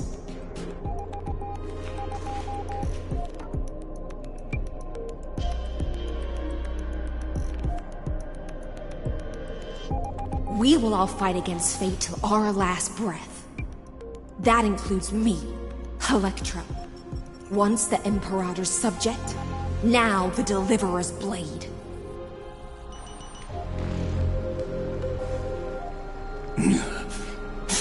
Oh, such noble chivalry.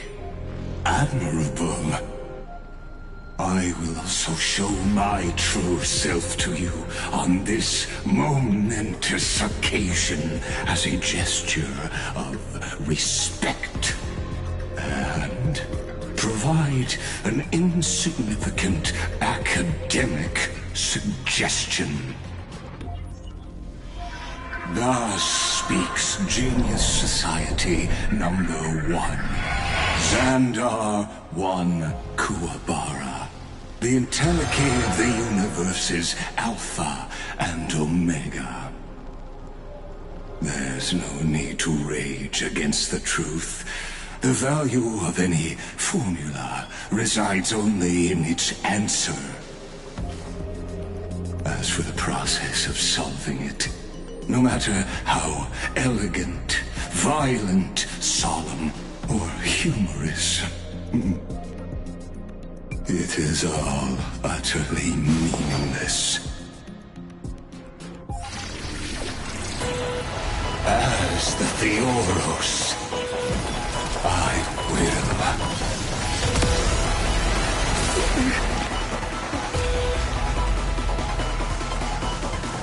Personally participate in performing this world's end.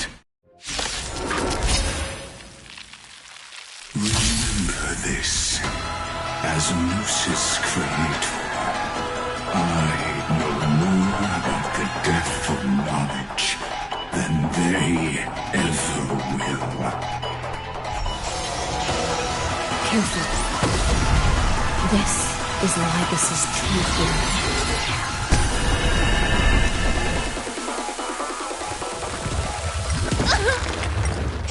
You're lost.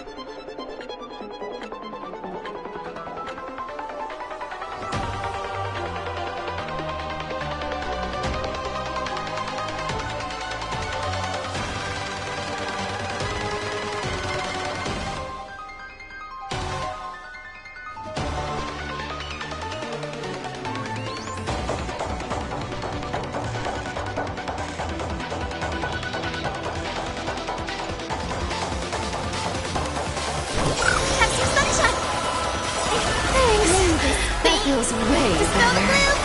Destroy the sky! So this is the warmth of life. You can't run! I'll take it off! Future will come! Found me! Logic is not shackles. Allow me to shatter them for you. Existence is unity. Destruction needs no introduction. Let us skip those boring inferences. Is this the black tide? Indeed, but I prefer to call it a method of argument. Enjoying yourself?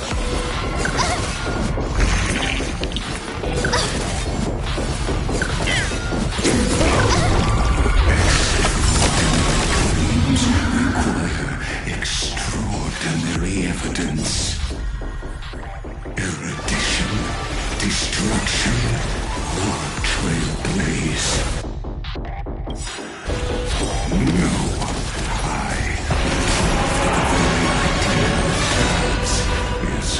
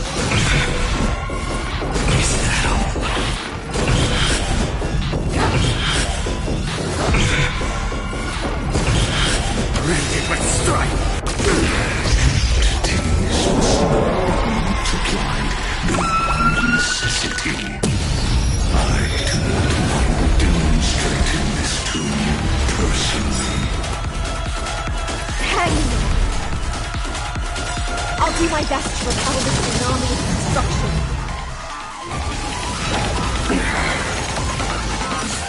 No other choice but forward.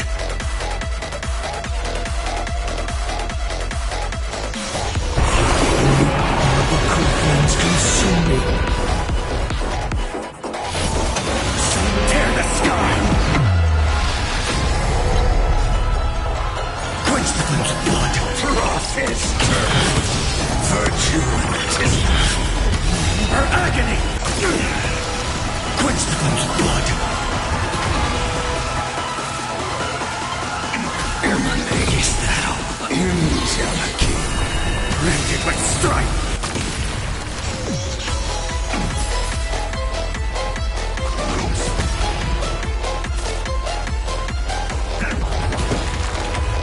Protocol! Quench the flames of blood. Transmute thou, Idos News.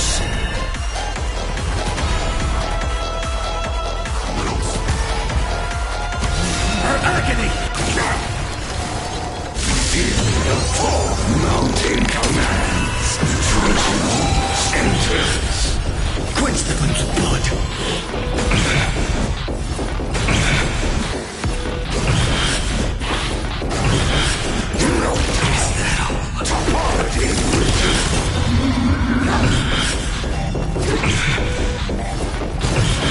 Printed with strife.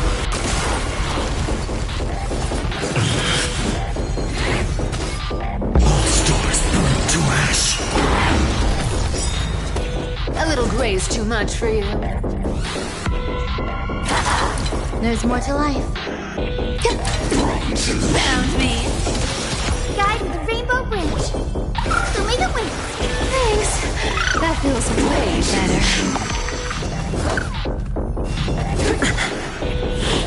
Don't be rash.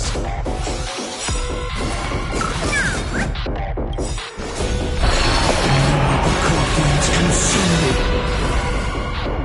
Quench the flames of blood. Is that all? Is that all?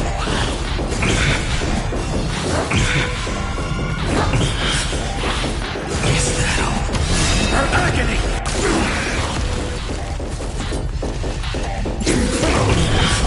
Remove abilities. Quench the flames of blood. Is that all? Is that all? Duration. Is that all?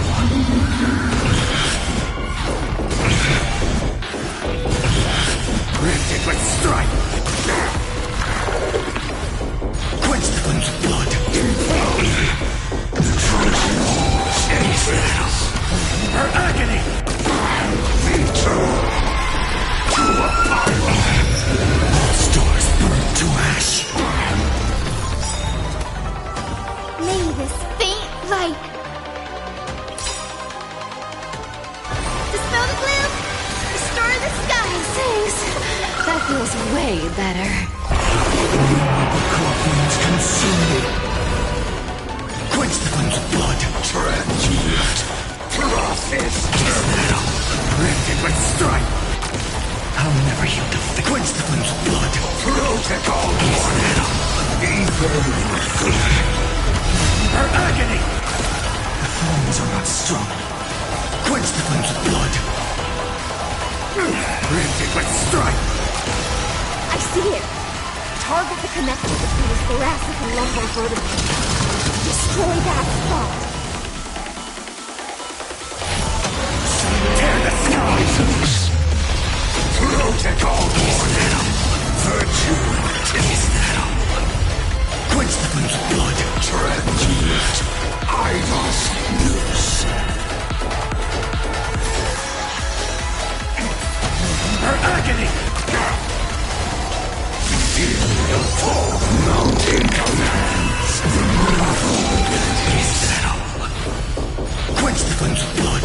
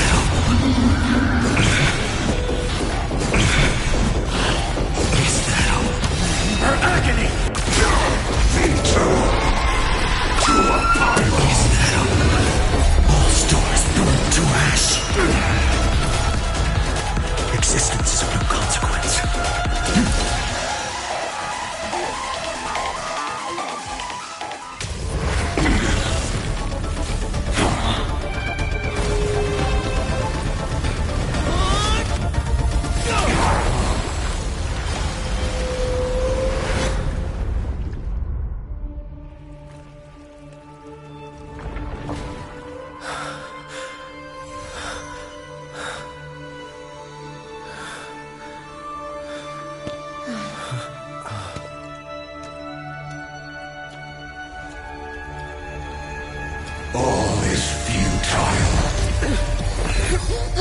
In Erudition's calculations, the end of the saga is simply a comment awaiting completion.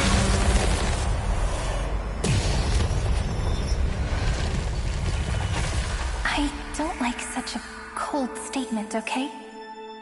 If numbers can decide the end of a story, then we can surely also pen a new beginning.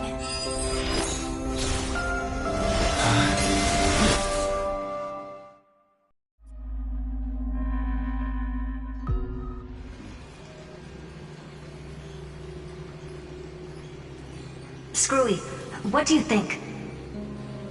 If your hypothesis of Lygas's identity is true, then even if we remove the restrictions of the Ultimate Protocol, the chances of us defeating him in a head-on battle will still remain lower than the acceptable threshold. Therefore, victory will still hinge upon Mr. Trailblazer and Miss Cyrene. Go on. Maybe we're thinking about the same thing.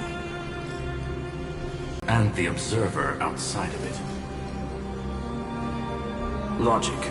His inspiration circuit can simultaneously process the different time flows in and out of that world. That's where things get tricky. He simultaneously exists in two different timelines, where the internal clocks are wildly different. That old Intellitron's neurons have completely gotten used to that over this prolonged experiment. And that's why he holds home field advantage. You and I should be able to manage that too, if given more time. Unfortunately, there's no if, and we don't have more time.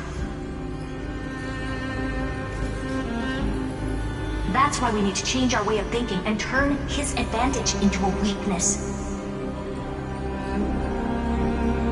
The key lies in memories, right? Oh? You caught on quick. You've already mentioned my friend and I, so it's an easy connection to make, no? My intuition has always been very on point. Good. Then I'll cut to the chase. Since his thinking speed far exceeds that of normal people within Amphoreus, we are going to externally plant a memory into his inspiration circuit. Then, command it to loop endlessly until he gives in. Even the most flexible and sturdy inspiration circuit cannot withstand the traffic of a full-on information flood. When the amount of information exceeds his cognition filter's capacities, he will have no choice but to focus on processing this memory. That's when the parallel processing advantage he gained via Amphoreus will completely destroy him. An image from a person's memory played in real time might only be a second for us. But for him in Amphorian time, it could be millions or even billions of calculations. He won't be able to do anything but watch as he's locked into this prison forged by memories. Then we can entrap him in the same kind of cycle as the heroes were in, and get him to experience loneliness and pain in that endless recurrence. It's my greatest honor to be on the same page as the geniuses. That little one is still in that old Intellitron's hands, and won't be able to respond to us anytime soon. But I don't think he'd refuse, so it's up to you to figure out how to execute this plan. I'm not sure how this happened, but I knew it as soon as I saw you.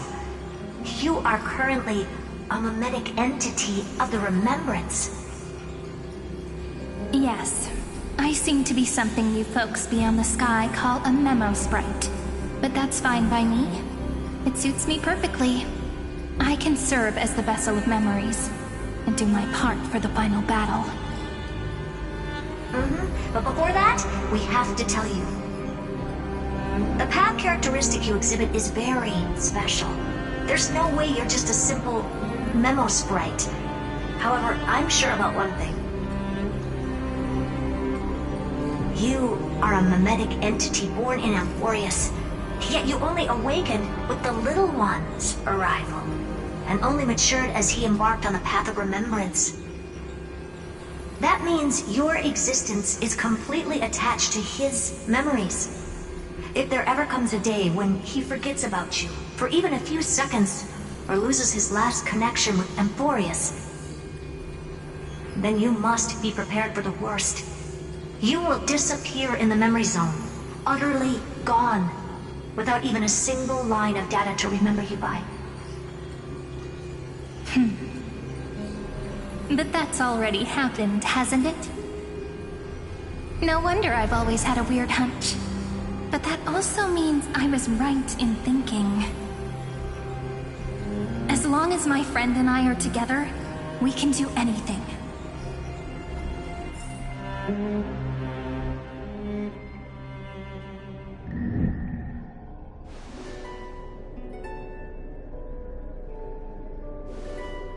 Long time no see, friend. Did you miss me while you were away?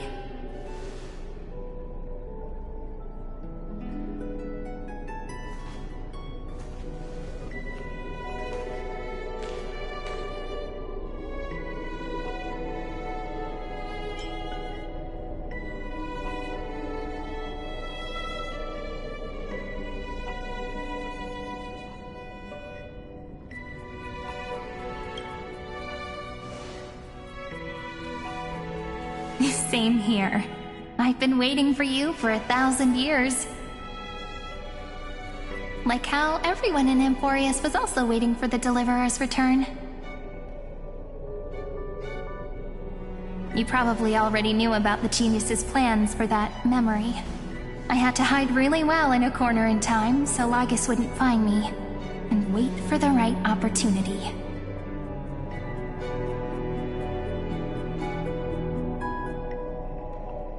Which is now.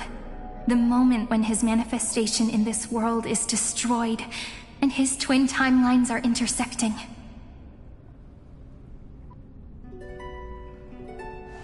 I'm sorry for keeping this a secret from you all this time. I'll tell you the entire, unedited story of this millennium as an apology after this is all over. But for now, let's join hands and complete the final step with the power of the remembrance.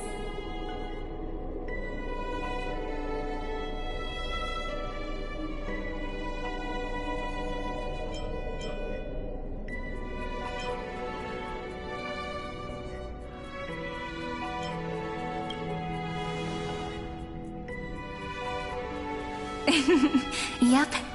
By the way, speaking of joining hands,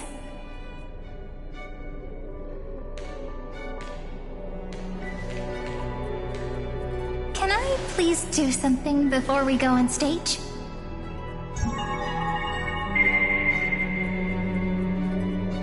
Remember the joke we made back at the Grove? Look! Aren't my hands pretty now? What a fascinating feeling. Like countless memories all swelling up at once. What about you? What did you feel when we touched each other?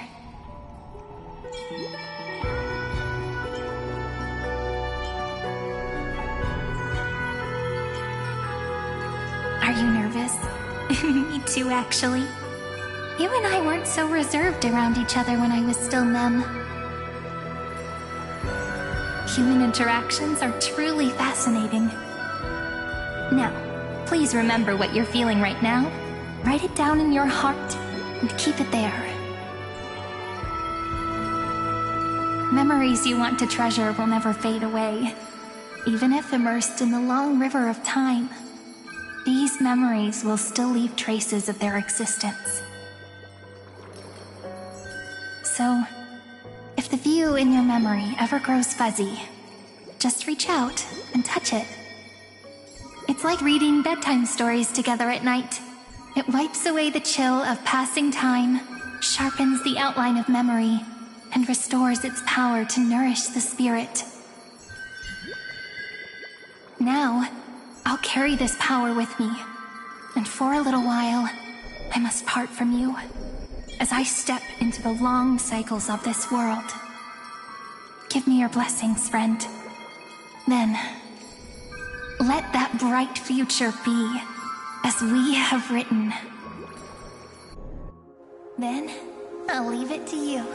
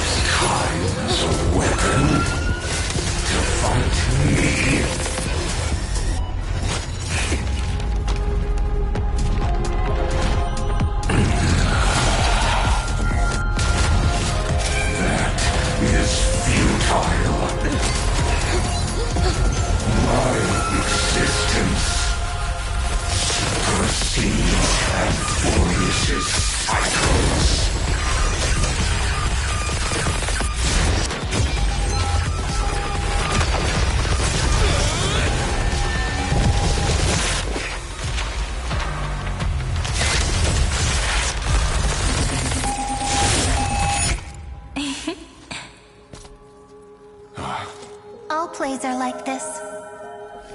Once you're on the stage, it's hard to return to the audience. Welcome to our story. How does it feel?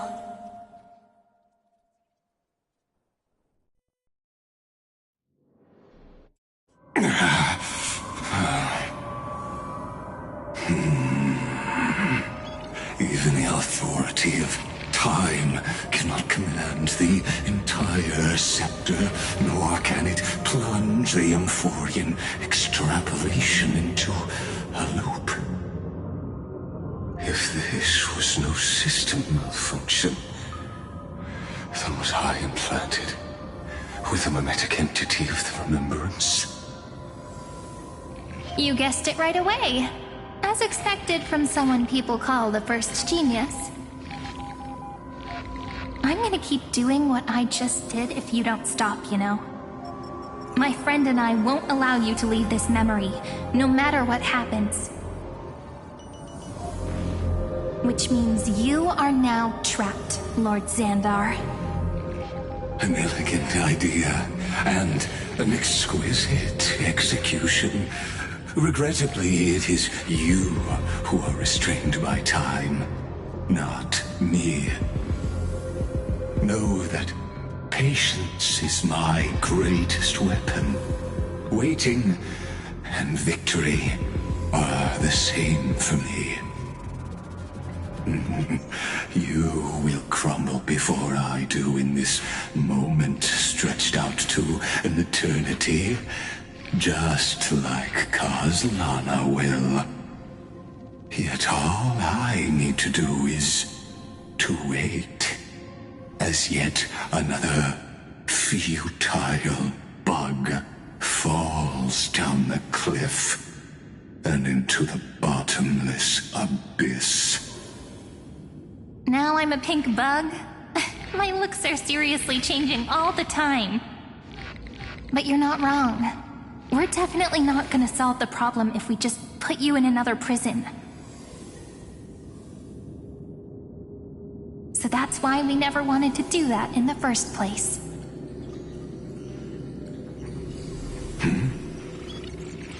I shall answer your confusion purely out of my respect for those who came before me. Have you heard of the synesthesia dreamscape in the Asdana system? Interestingly, that place once had a prison too. Life forms living in that environment, abundant with memoria, have a chance to connect their perceptions with each other's. Even across great spatial divides, they're able to detect shifts in one another's states. I call this phenomenon memory zone entanglement. In Asdana, people made use of that phenomenon to build a nation within a dream. After adding in the catalysts of harmony and remembrance, that is. Is that how you walked into my prison cell? Using those same principles? I would much rather call this location our negotiation table, Lord Xandar. Nonetheless, your hypothesis is correct. We happen to have an ally skilled in tuning, while the Trailblazer and Miss Cyrene both have an astonishing amount of resolve, which I'm sure you can testify to. I am also sure that with the support of such a resolute memo sprite, our conversation can last for a long, long time. I'm the best at listening to stories, you know. I'll leave the exciting clash of the erudition to you two geniuses. A brainstorm? I like it. And it's 2 against 1? Well, I like it even more. Let's talk, Xandar. Take a guess. How much do you reckon we can dig out of your brain before the next second? And how many ways can we find to deal with you? Besides, in your current predicament, there's no way you can take our trump card away.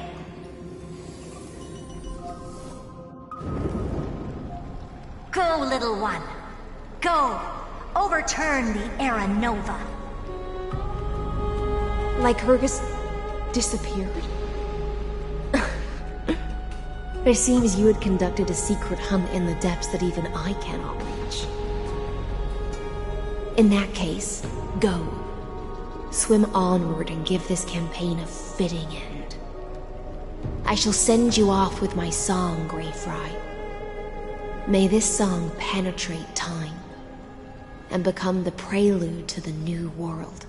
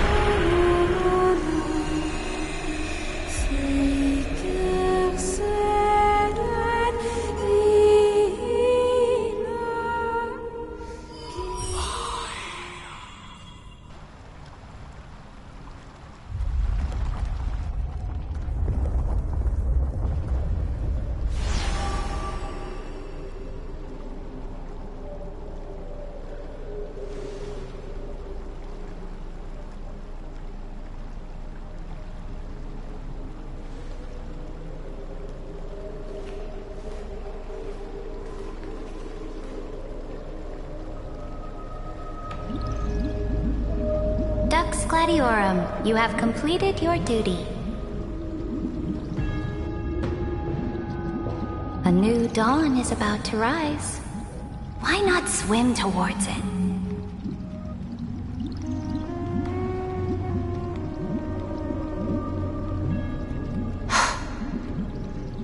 You died long ago, Imperator.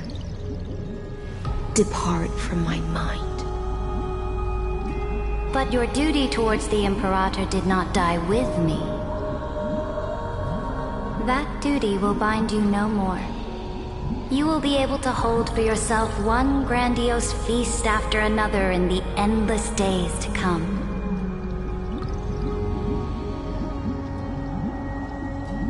So go. Go and swim towards that ocean beyond the sky with the Deliverer.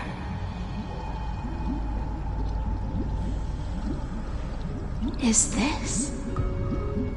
A page out of that sidekick's book. I commanded her to gift this page to you when everything finally reaches the end. What's on this page?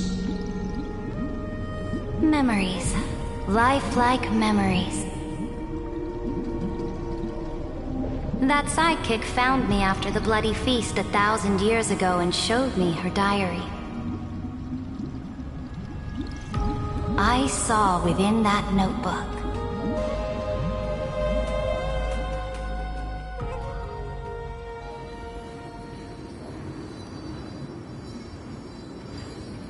Is this that Deliverer's experience? It's truly immersive. People beyond the sky apparently utilize this power to seal past scenery into crystals they call light cones. But I only know so much about the remembrance, so I can't completely replicate the past. But I'll do my best to talk about the missing parts. I'm all ears. Go on then. Do your best. But if your chatter gets too boring, or if I deem it offensive, then law will become forever beyond your reach. Got it. I'm sure you'll find this to your liking. After all, it's human nature to want to embark on a journey into the unknown.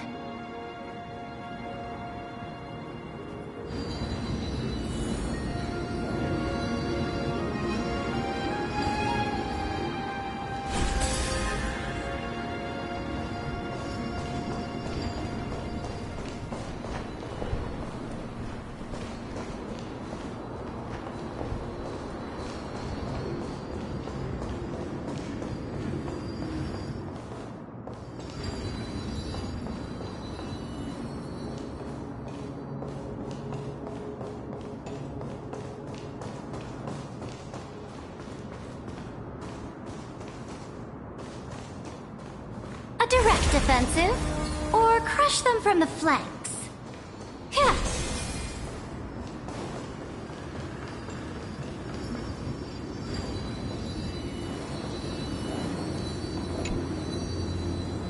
What brightly colored annals. The journey of the Deliverer's conquest. Let me partake in it. Is this a fortress in the sky? This is the first step of my friend's journey among the starry seas. This place is called the Herta Space Station. Just think of it as a supersized grove of Epiphany. Oh, so it's the territory of that witch. She and another Antikytheran lent me a helping hand back at the banquet. Look, over there! Looks like he's talking to Madame Herta in his memory. Let's go listen to what she thinks about this world, all constructed by eons and paths. Are you telling me that woman is Herta? She seems shorter than I remember.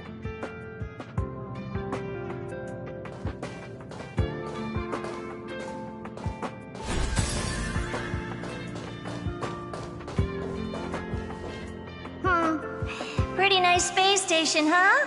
But just wait. After a couple more stops on the Astral Express, you'll see sights that'll make this place look ordinary. Oh, the cosmos is so vast that the unknowns far outnumber the knowns. But none of them will end up being anything amazing.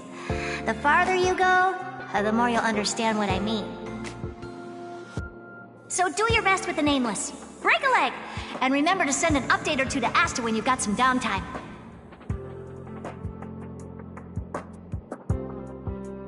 She certainly shares my way of thinking. Only that instead of a conquest through blood and fire, they chose a gentler path. People call Madame Herta and Mr. Screwlum geniuses. Apparently, only the smartest people in the cosmos can receive the blessings of Nous, Amphoreus' true creator. Do you mean that even individuals of such nobility are merely subordinates to a god? On the contrary, after all, it was the very first of them who created the god. But I don't really know all the details about that. You might be able to ask Madame Herta herself when you get the chance. Let's go check out some other worlds next, shall we?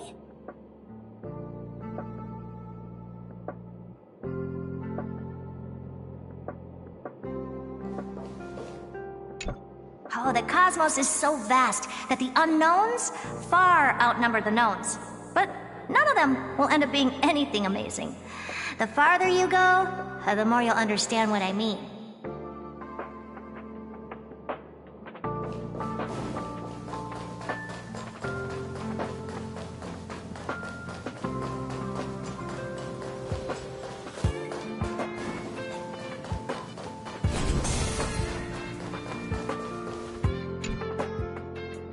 This next stop on the journey has a lot of similarities to Amphoreus.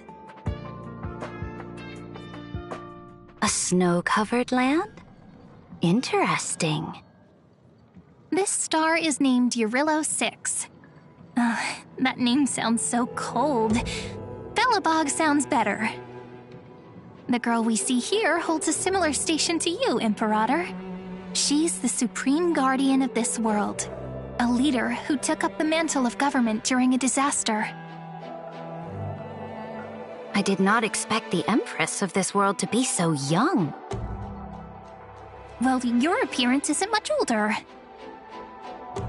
The object in the distance resembles Nikador. Is it a weapon? No, it's called... Right! The Geological Reconstruction Unit. Just Giorios' Titankin? Disappointing.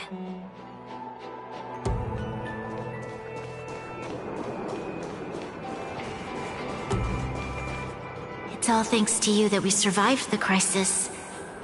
The collaboration with the IPC is both an opportunity and a challenge. Nonetheless, it's an important step in our journey back into the universe. This world was sealed beneath its sky just like Amphoreus was, and they only managed to reconnect with the stars when the Nameless arrived. That IPC she spoke of, is it a more powerful organization? Yes, the IPC conquered many worlds through trade, and opened up a vast territory that way. There are many such powerful alliances beyond Amphoreus, and they all walk on roads different from the destruction. Coming back to the Supreme Guardian and her Belobog, didn't they find a peaceful way to enter the interstellar community?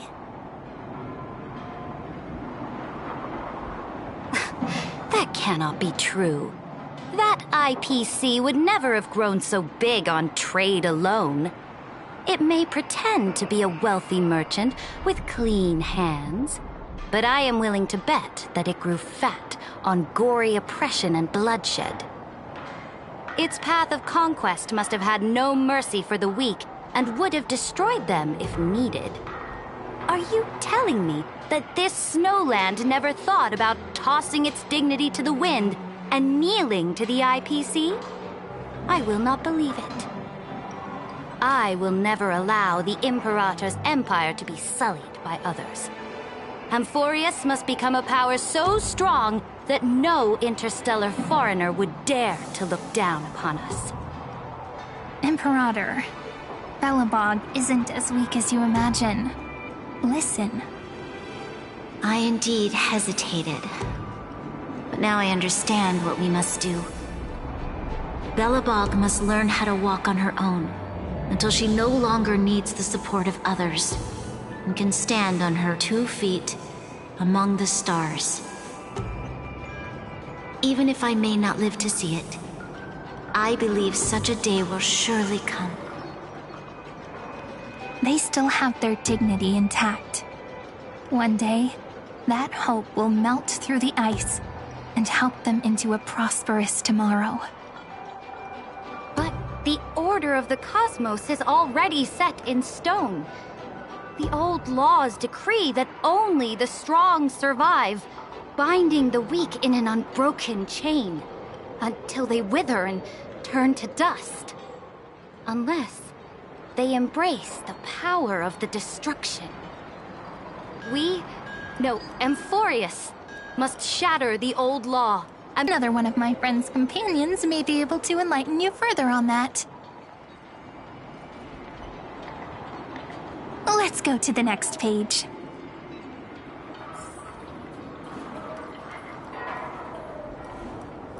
I indeed hesitated, but now I understand what we must do. Belobog must learn how to walk on her own, until she no longer needs the support of others, and can stand on her 2 feet among the stars.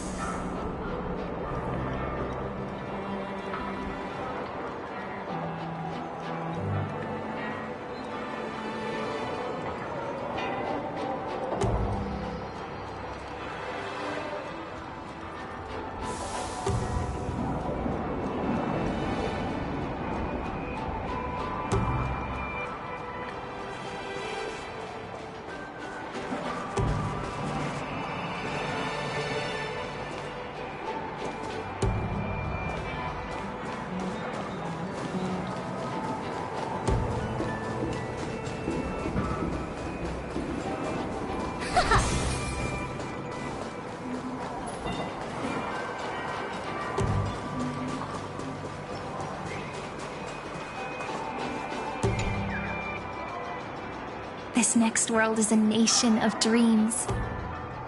The first time I heard about that place, I didn't even know what to think.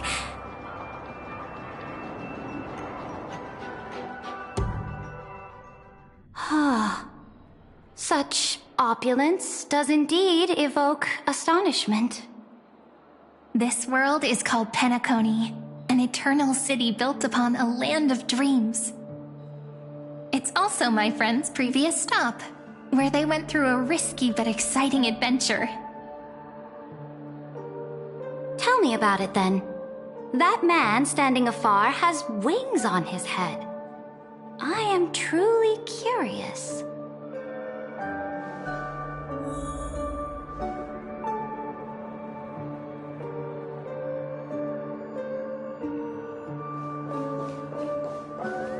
I wish to gaze upon the views of the Reverie Hotel one more time. I'll be just a traveler when I come back here again.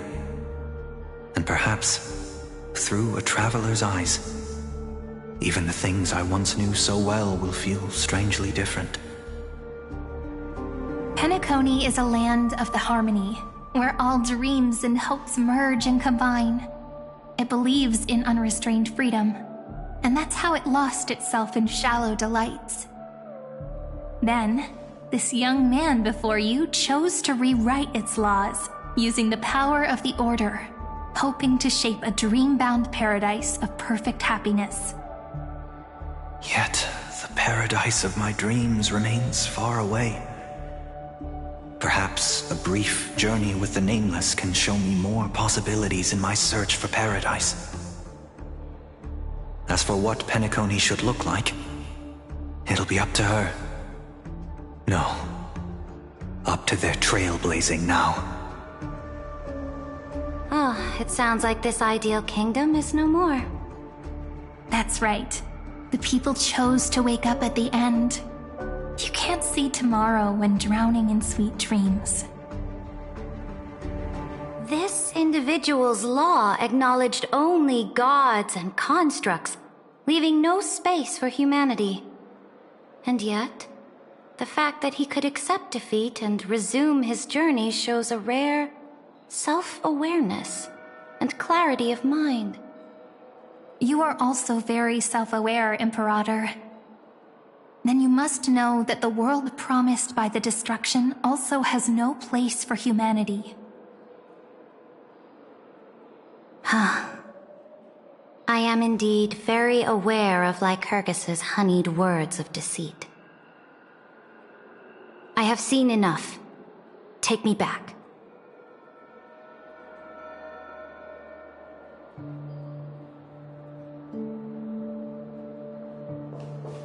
As for what Penacony should look like, it'll be up to her.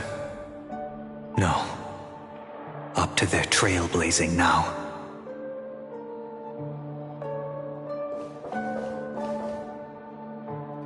As for what Penacony should...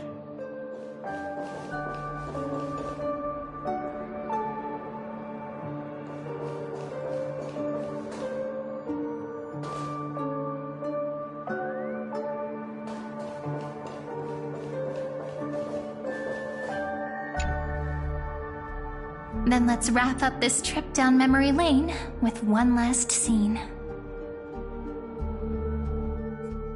This absolute wonder. Isn't it pretty? That's our amphoreus. Our world flows and meanders in this endless band of light. Though we were born from the designs of the gods and are not yet truly alive, the Chrysos heirs of Amphoreus still chose to stand against fate and carved a legend no different from that of humankind. Will you really renounce the heroes in this world's previous 30 million cycles, Imperator? Including even yourself. Will you bow to brutal destiny and allow that puppet master named the destruction to have their wish? I know what you want to do, sidekick. You want to use that deliverer's memories to influence me and tilt the scales of law toward him and the two geniuses. You really saw right through me, Imperator. How can one rule an empire if one is incapable of understanding people's minds?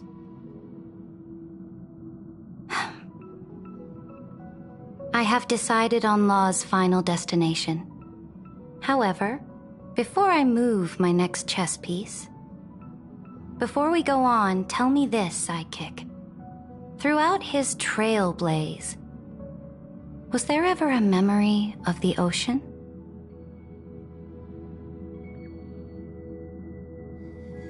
The ocean.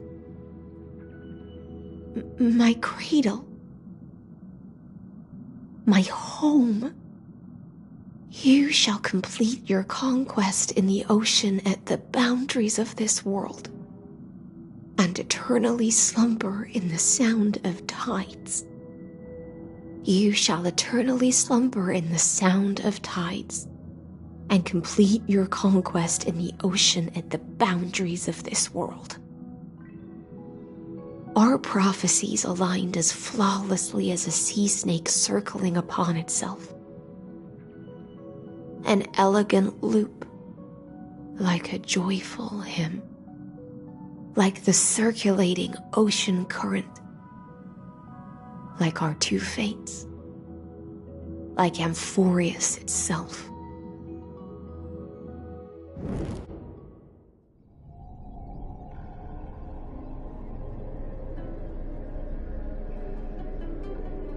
The trial is over. So tell me, who will own the divine authority of law? I won't give it to anyone. What? I am the law. Why should I give my imperial crown to any other? Both the Deliverer and the Theoros came from beyond the sky. They have no right to interfere with the lands I conquered with my own two hands. The law of Amphoreus shall be determined by Amphoreus's master. What exactly did you see in the trial? Everything. I saw everything regarding the rules of this world's operation. I saw the laws of extrapolation that Theoros spoke of. I saw the ultimate protocol. As long as I offer a sacrifice of equal weight, I can rewrite the laws of this world according to my will. I can turn good into evil, ugliness into beauty, and weakness into strength. Fate gave me a very fair deal. One rule change for the life of one demigod. What are you planning to do? You can't guess. We can conquer the stars without relying on any power from beyond the sky. We just need to make some reasonable sacrifices. Your ambitions have already made so many people give up their lives for the law. And you're still not done? I am determined for Amphoreus to stand on her own 2 feet among the stars. You are beyond reason. You think such a simple and hypocritical statement can justify your atrocities. There's no new without destroying the old. That's what you consider an atrocity? Ironic, for that is also the unchanging law of Amphoreus's revolutions. Ever since the Flame Chase prophecy resounded in the distance, fate has decreed for the Chrysos heirs to ignite our blood and illuminate this dark age. People would still be puppets of the old dynasty if it weren't for my conquests. But your world doesn't seem to be any different from your predecessors. Bloodshed, tyranny, oppression. You're making the same mistakes they did. Go and see everything for yourself. Go to any library I've built. Go listen to the rumors on every street corner. Go and witness how the Imperator crushed the old laws and forged new ones. Go and see what my conquests brought to this world. I cleansed the Chrysos War's filth and mended all the conflicts left by the Era Bellica. I restored Akima's might and allowed mortals and Chrysos heirs to face each other as equals in the Council. I punished all sins and rewarded all achievements. I smashed Talantin's shackles, united humankind to save themselves, and started the Flame Chase era. That's what the Imperator has done in her glorious life. So now, hearken to my final words. History will eventually forget Saridra. But it will never forget the Imperator's people or the Flame Chase era she began. Final words?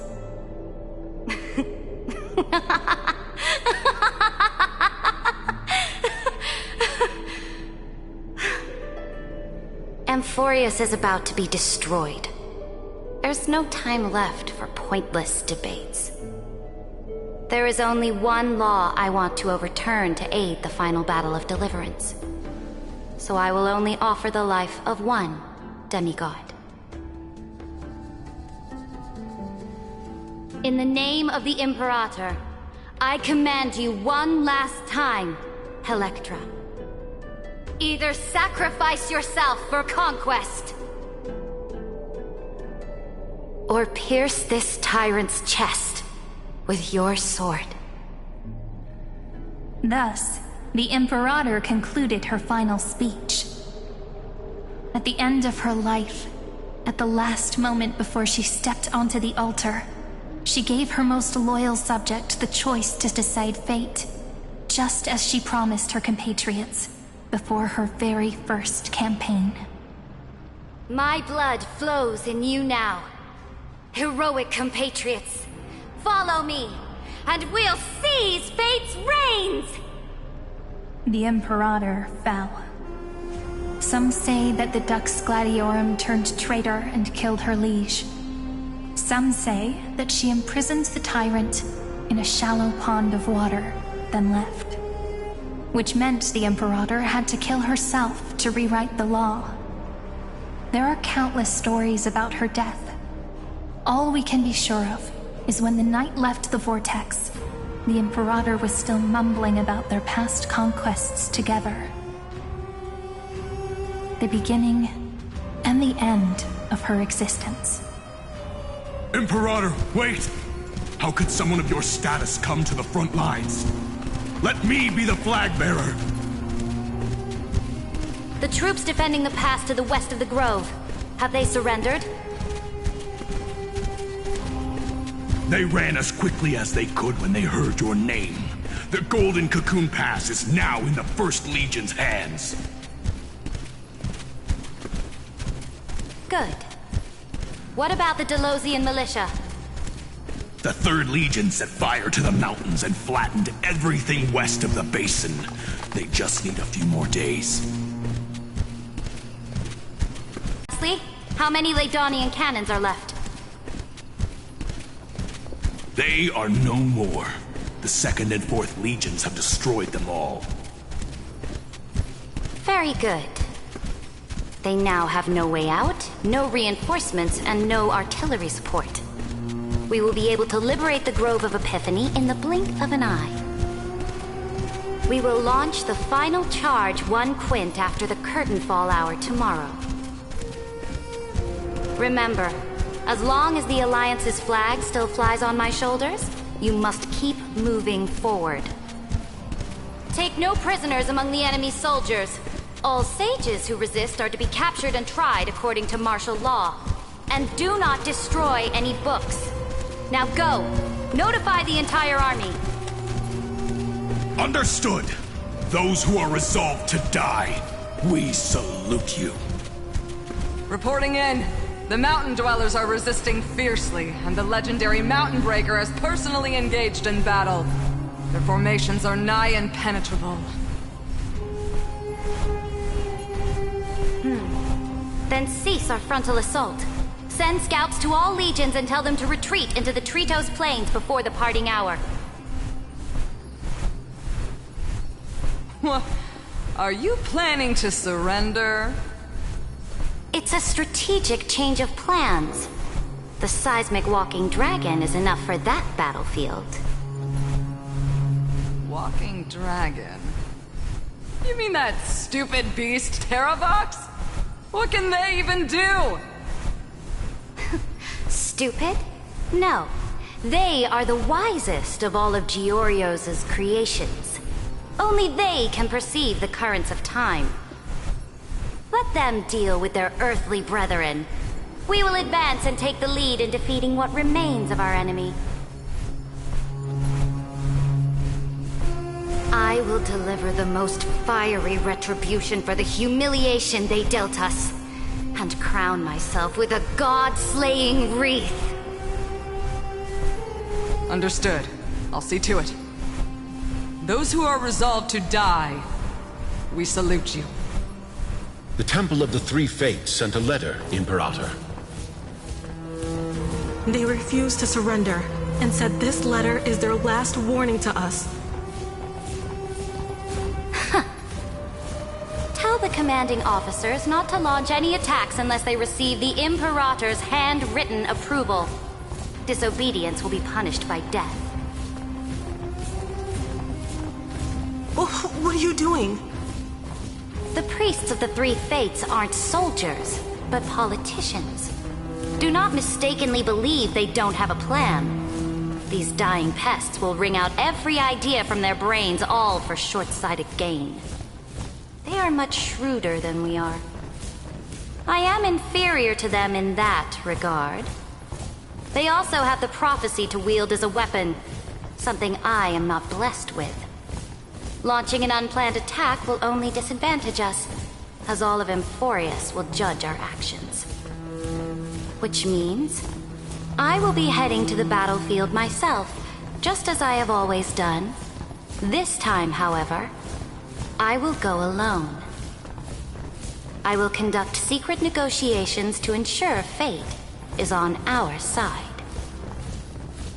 Understood. The legions will make their preparations.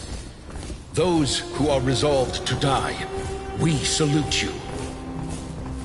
Why are we not allowed to march out with the army, Imperator? This will be a long voyage with no return. Those of you who bear the prophecy cannot come with me. Why are you personally leading this battle if it's doomed to fail? The Flame Chase journey cannot be without a leader. That is correct. The Empire will be without a head when the Imperator falls. But remember, as long as you seize the right opportunities, even a chaotic game will remain winnable. My departure will create a long staircase for you. You will understand what I mean when news of my death reaches your ears. Saridra, is our journey about to be over? Destroy the old laws and forge new ones. My conquest has reached its limits within the borders of Amphoreus. Since the prophecy already decreed that the Imperator would never conquer the stars as she wished, I will bow out here and try no more. More Chrysos heirs bearing divine authority will be born, and many more heroes will arise. Will they demand peace or war?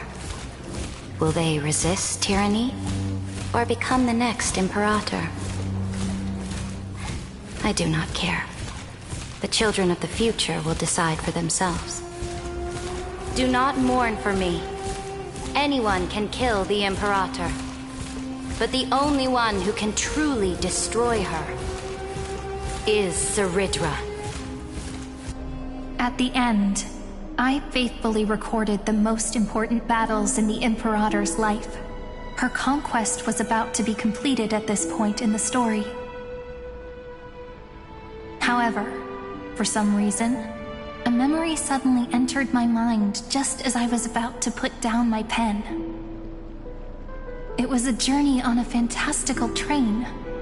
I had the honor of having a heart-to-heart conversation with the Imperator under the stars, and I asked her this question at the end of that discussion. How do you want history to remember you? As a hero who gave up her life for the Flame Chase? Or as a tyrant? She answered so quickly, as if she had made up her mind long ago. I would rather be forgotten than be defined.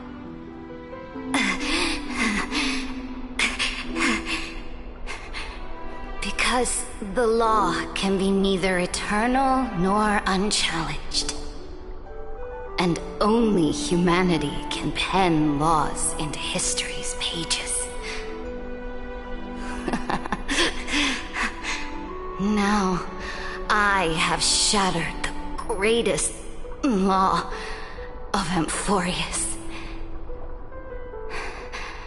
The game is nearing its end. Dux Gladiorum. Even though you killed the Imperator in the previous 30 million cycles, this time you finally found your own law. Then High Sealants,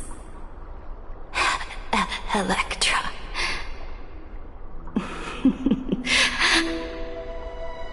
I will ask someone to deliver the prophecy's ocean at the boundaries of this world to you. Will you choose to swim into that ocean? I do not care. Do not care.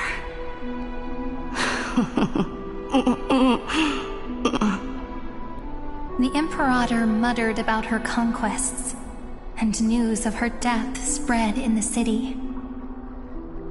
Freedom! Liberty! The tyrant is dead! Go! Shout this news in the streets! My people! My fellow elders! Do not panic! Stand your ground! That usurper has paid for her ambition with her life. People once cheered for my ascension. And now they cheer for my fall. No matter. I am fond of applause.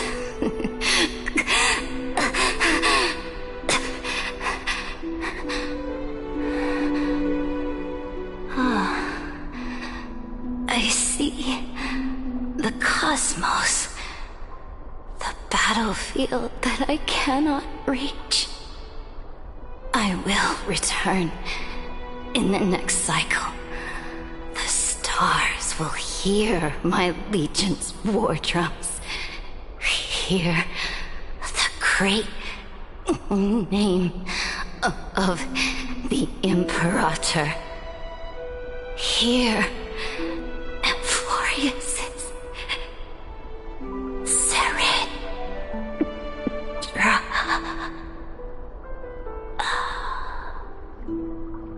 To this day, we do not know which rule the Imperator overwrote at the cost of her life.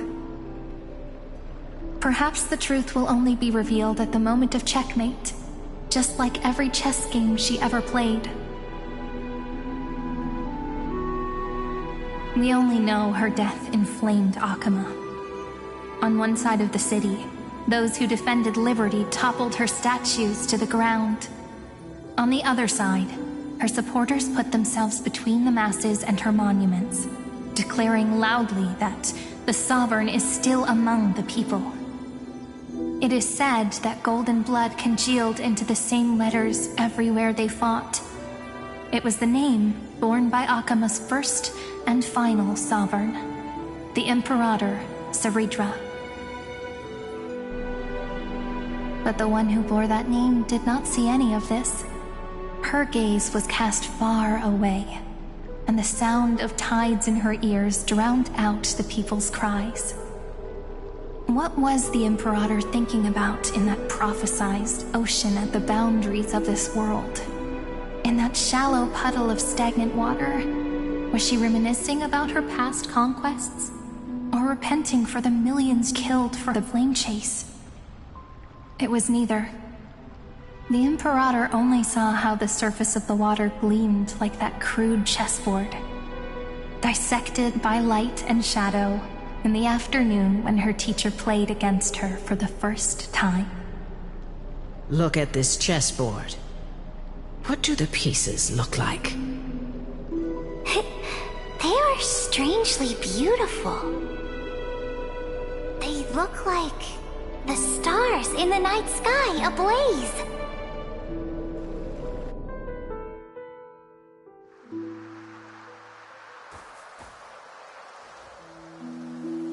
From that page emerged an ocean so vast, so pure, not a single trace of corruption.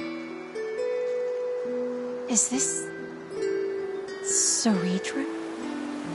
Electra, my subject. Ever since you walked out of the tainted ocean and pledged yourself to me, I have seen the abyss in your eyes and the emptiness in your heart. That was why I promised you a new ocean, where the Imperator's ambitions would serve as the currents, and loyalty would be its light. The prophecy has now made its final decree on the road I intend to walk. My conquest is doomed to never reach the stars. But the Imperator never makes empty promises.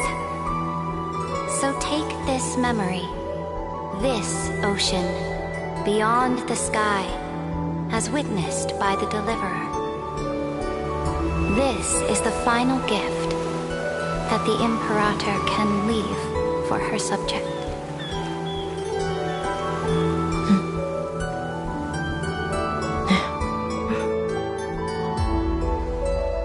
When I was still a fish in the ocean, I always felt so genuine swimming through the waters. But once I stepped onto land, I found myself caught in a play. Every land dweller wore a mask in their life. So I, too, donned a costume and tried to find my role in this show. I became your blade in war and the violin strings at banquets. Do you still not get it?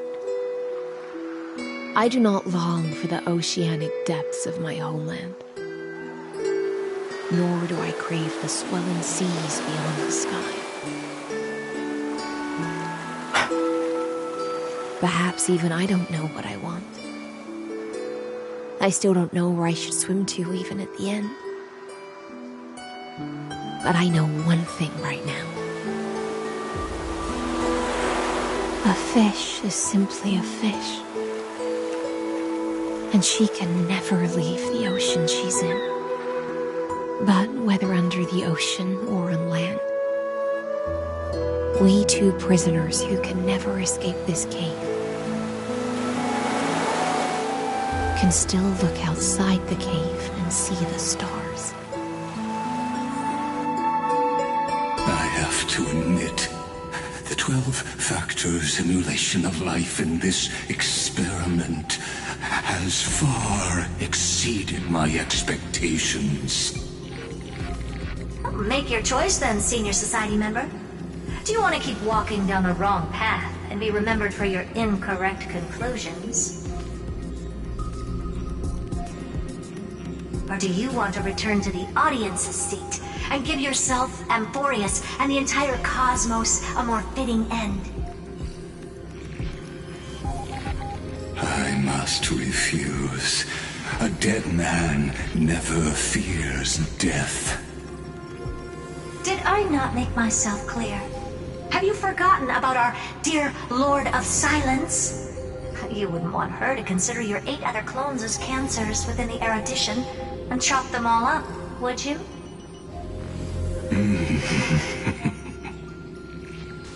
Your logical deductions are vastly different from mine. Therefore, allow me to provide one more academic recommendation. Listen, my peers. Why don't you look beyond this world? Just as the Chrysos heirs did. Re-evaluate your calculations and take into account all enemies in the upcoming war among the eons. Amphoreus is not a place where 3 paths entangle, but where 3 paths fight to the death. You used Memoria to resist me, but did you not consider the possibility that the Remembrance and their children might have taken this opportunity to join the fray as well?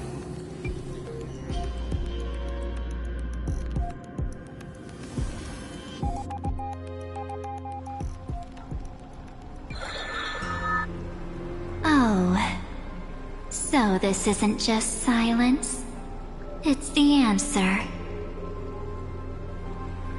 What was the last thing he said to you before you parted the waters at the Scale Gorge waterscape? A tricky question, but one with a simple answer. He didn't say anything back then, right?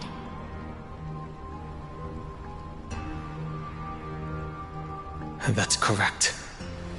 And now I'm sure. You are not March 7th. There's no way she would remember that detail.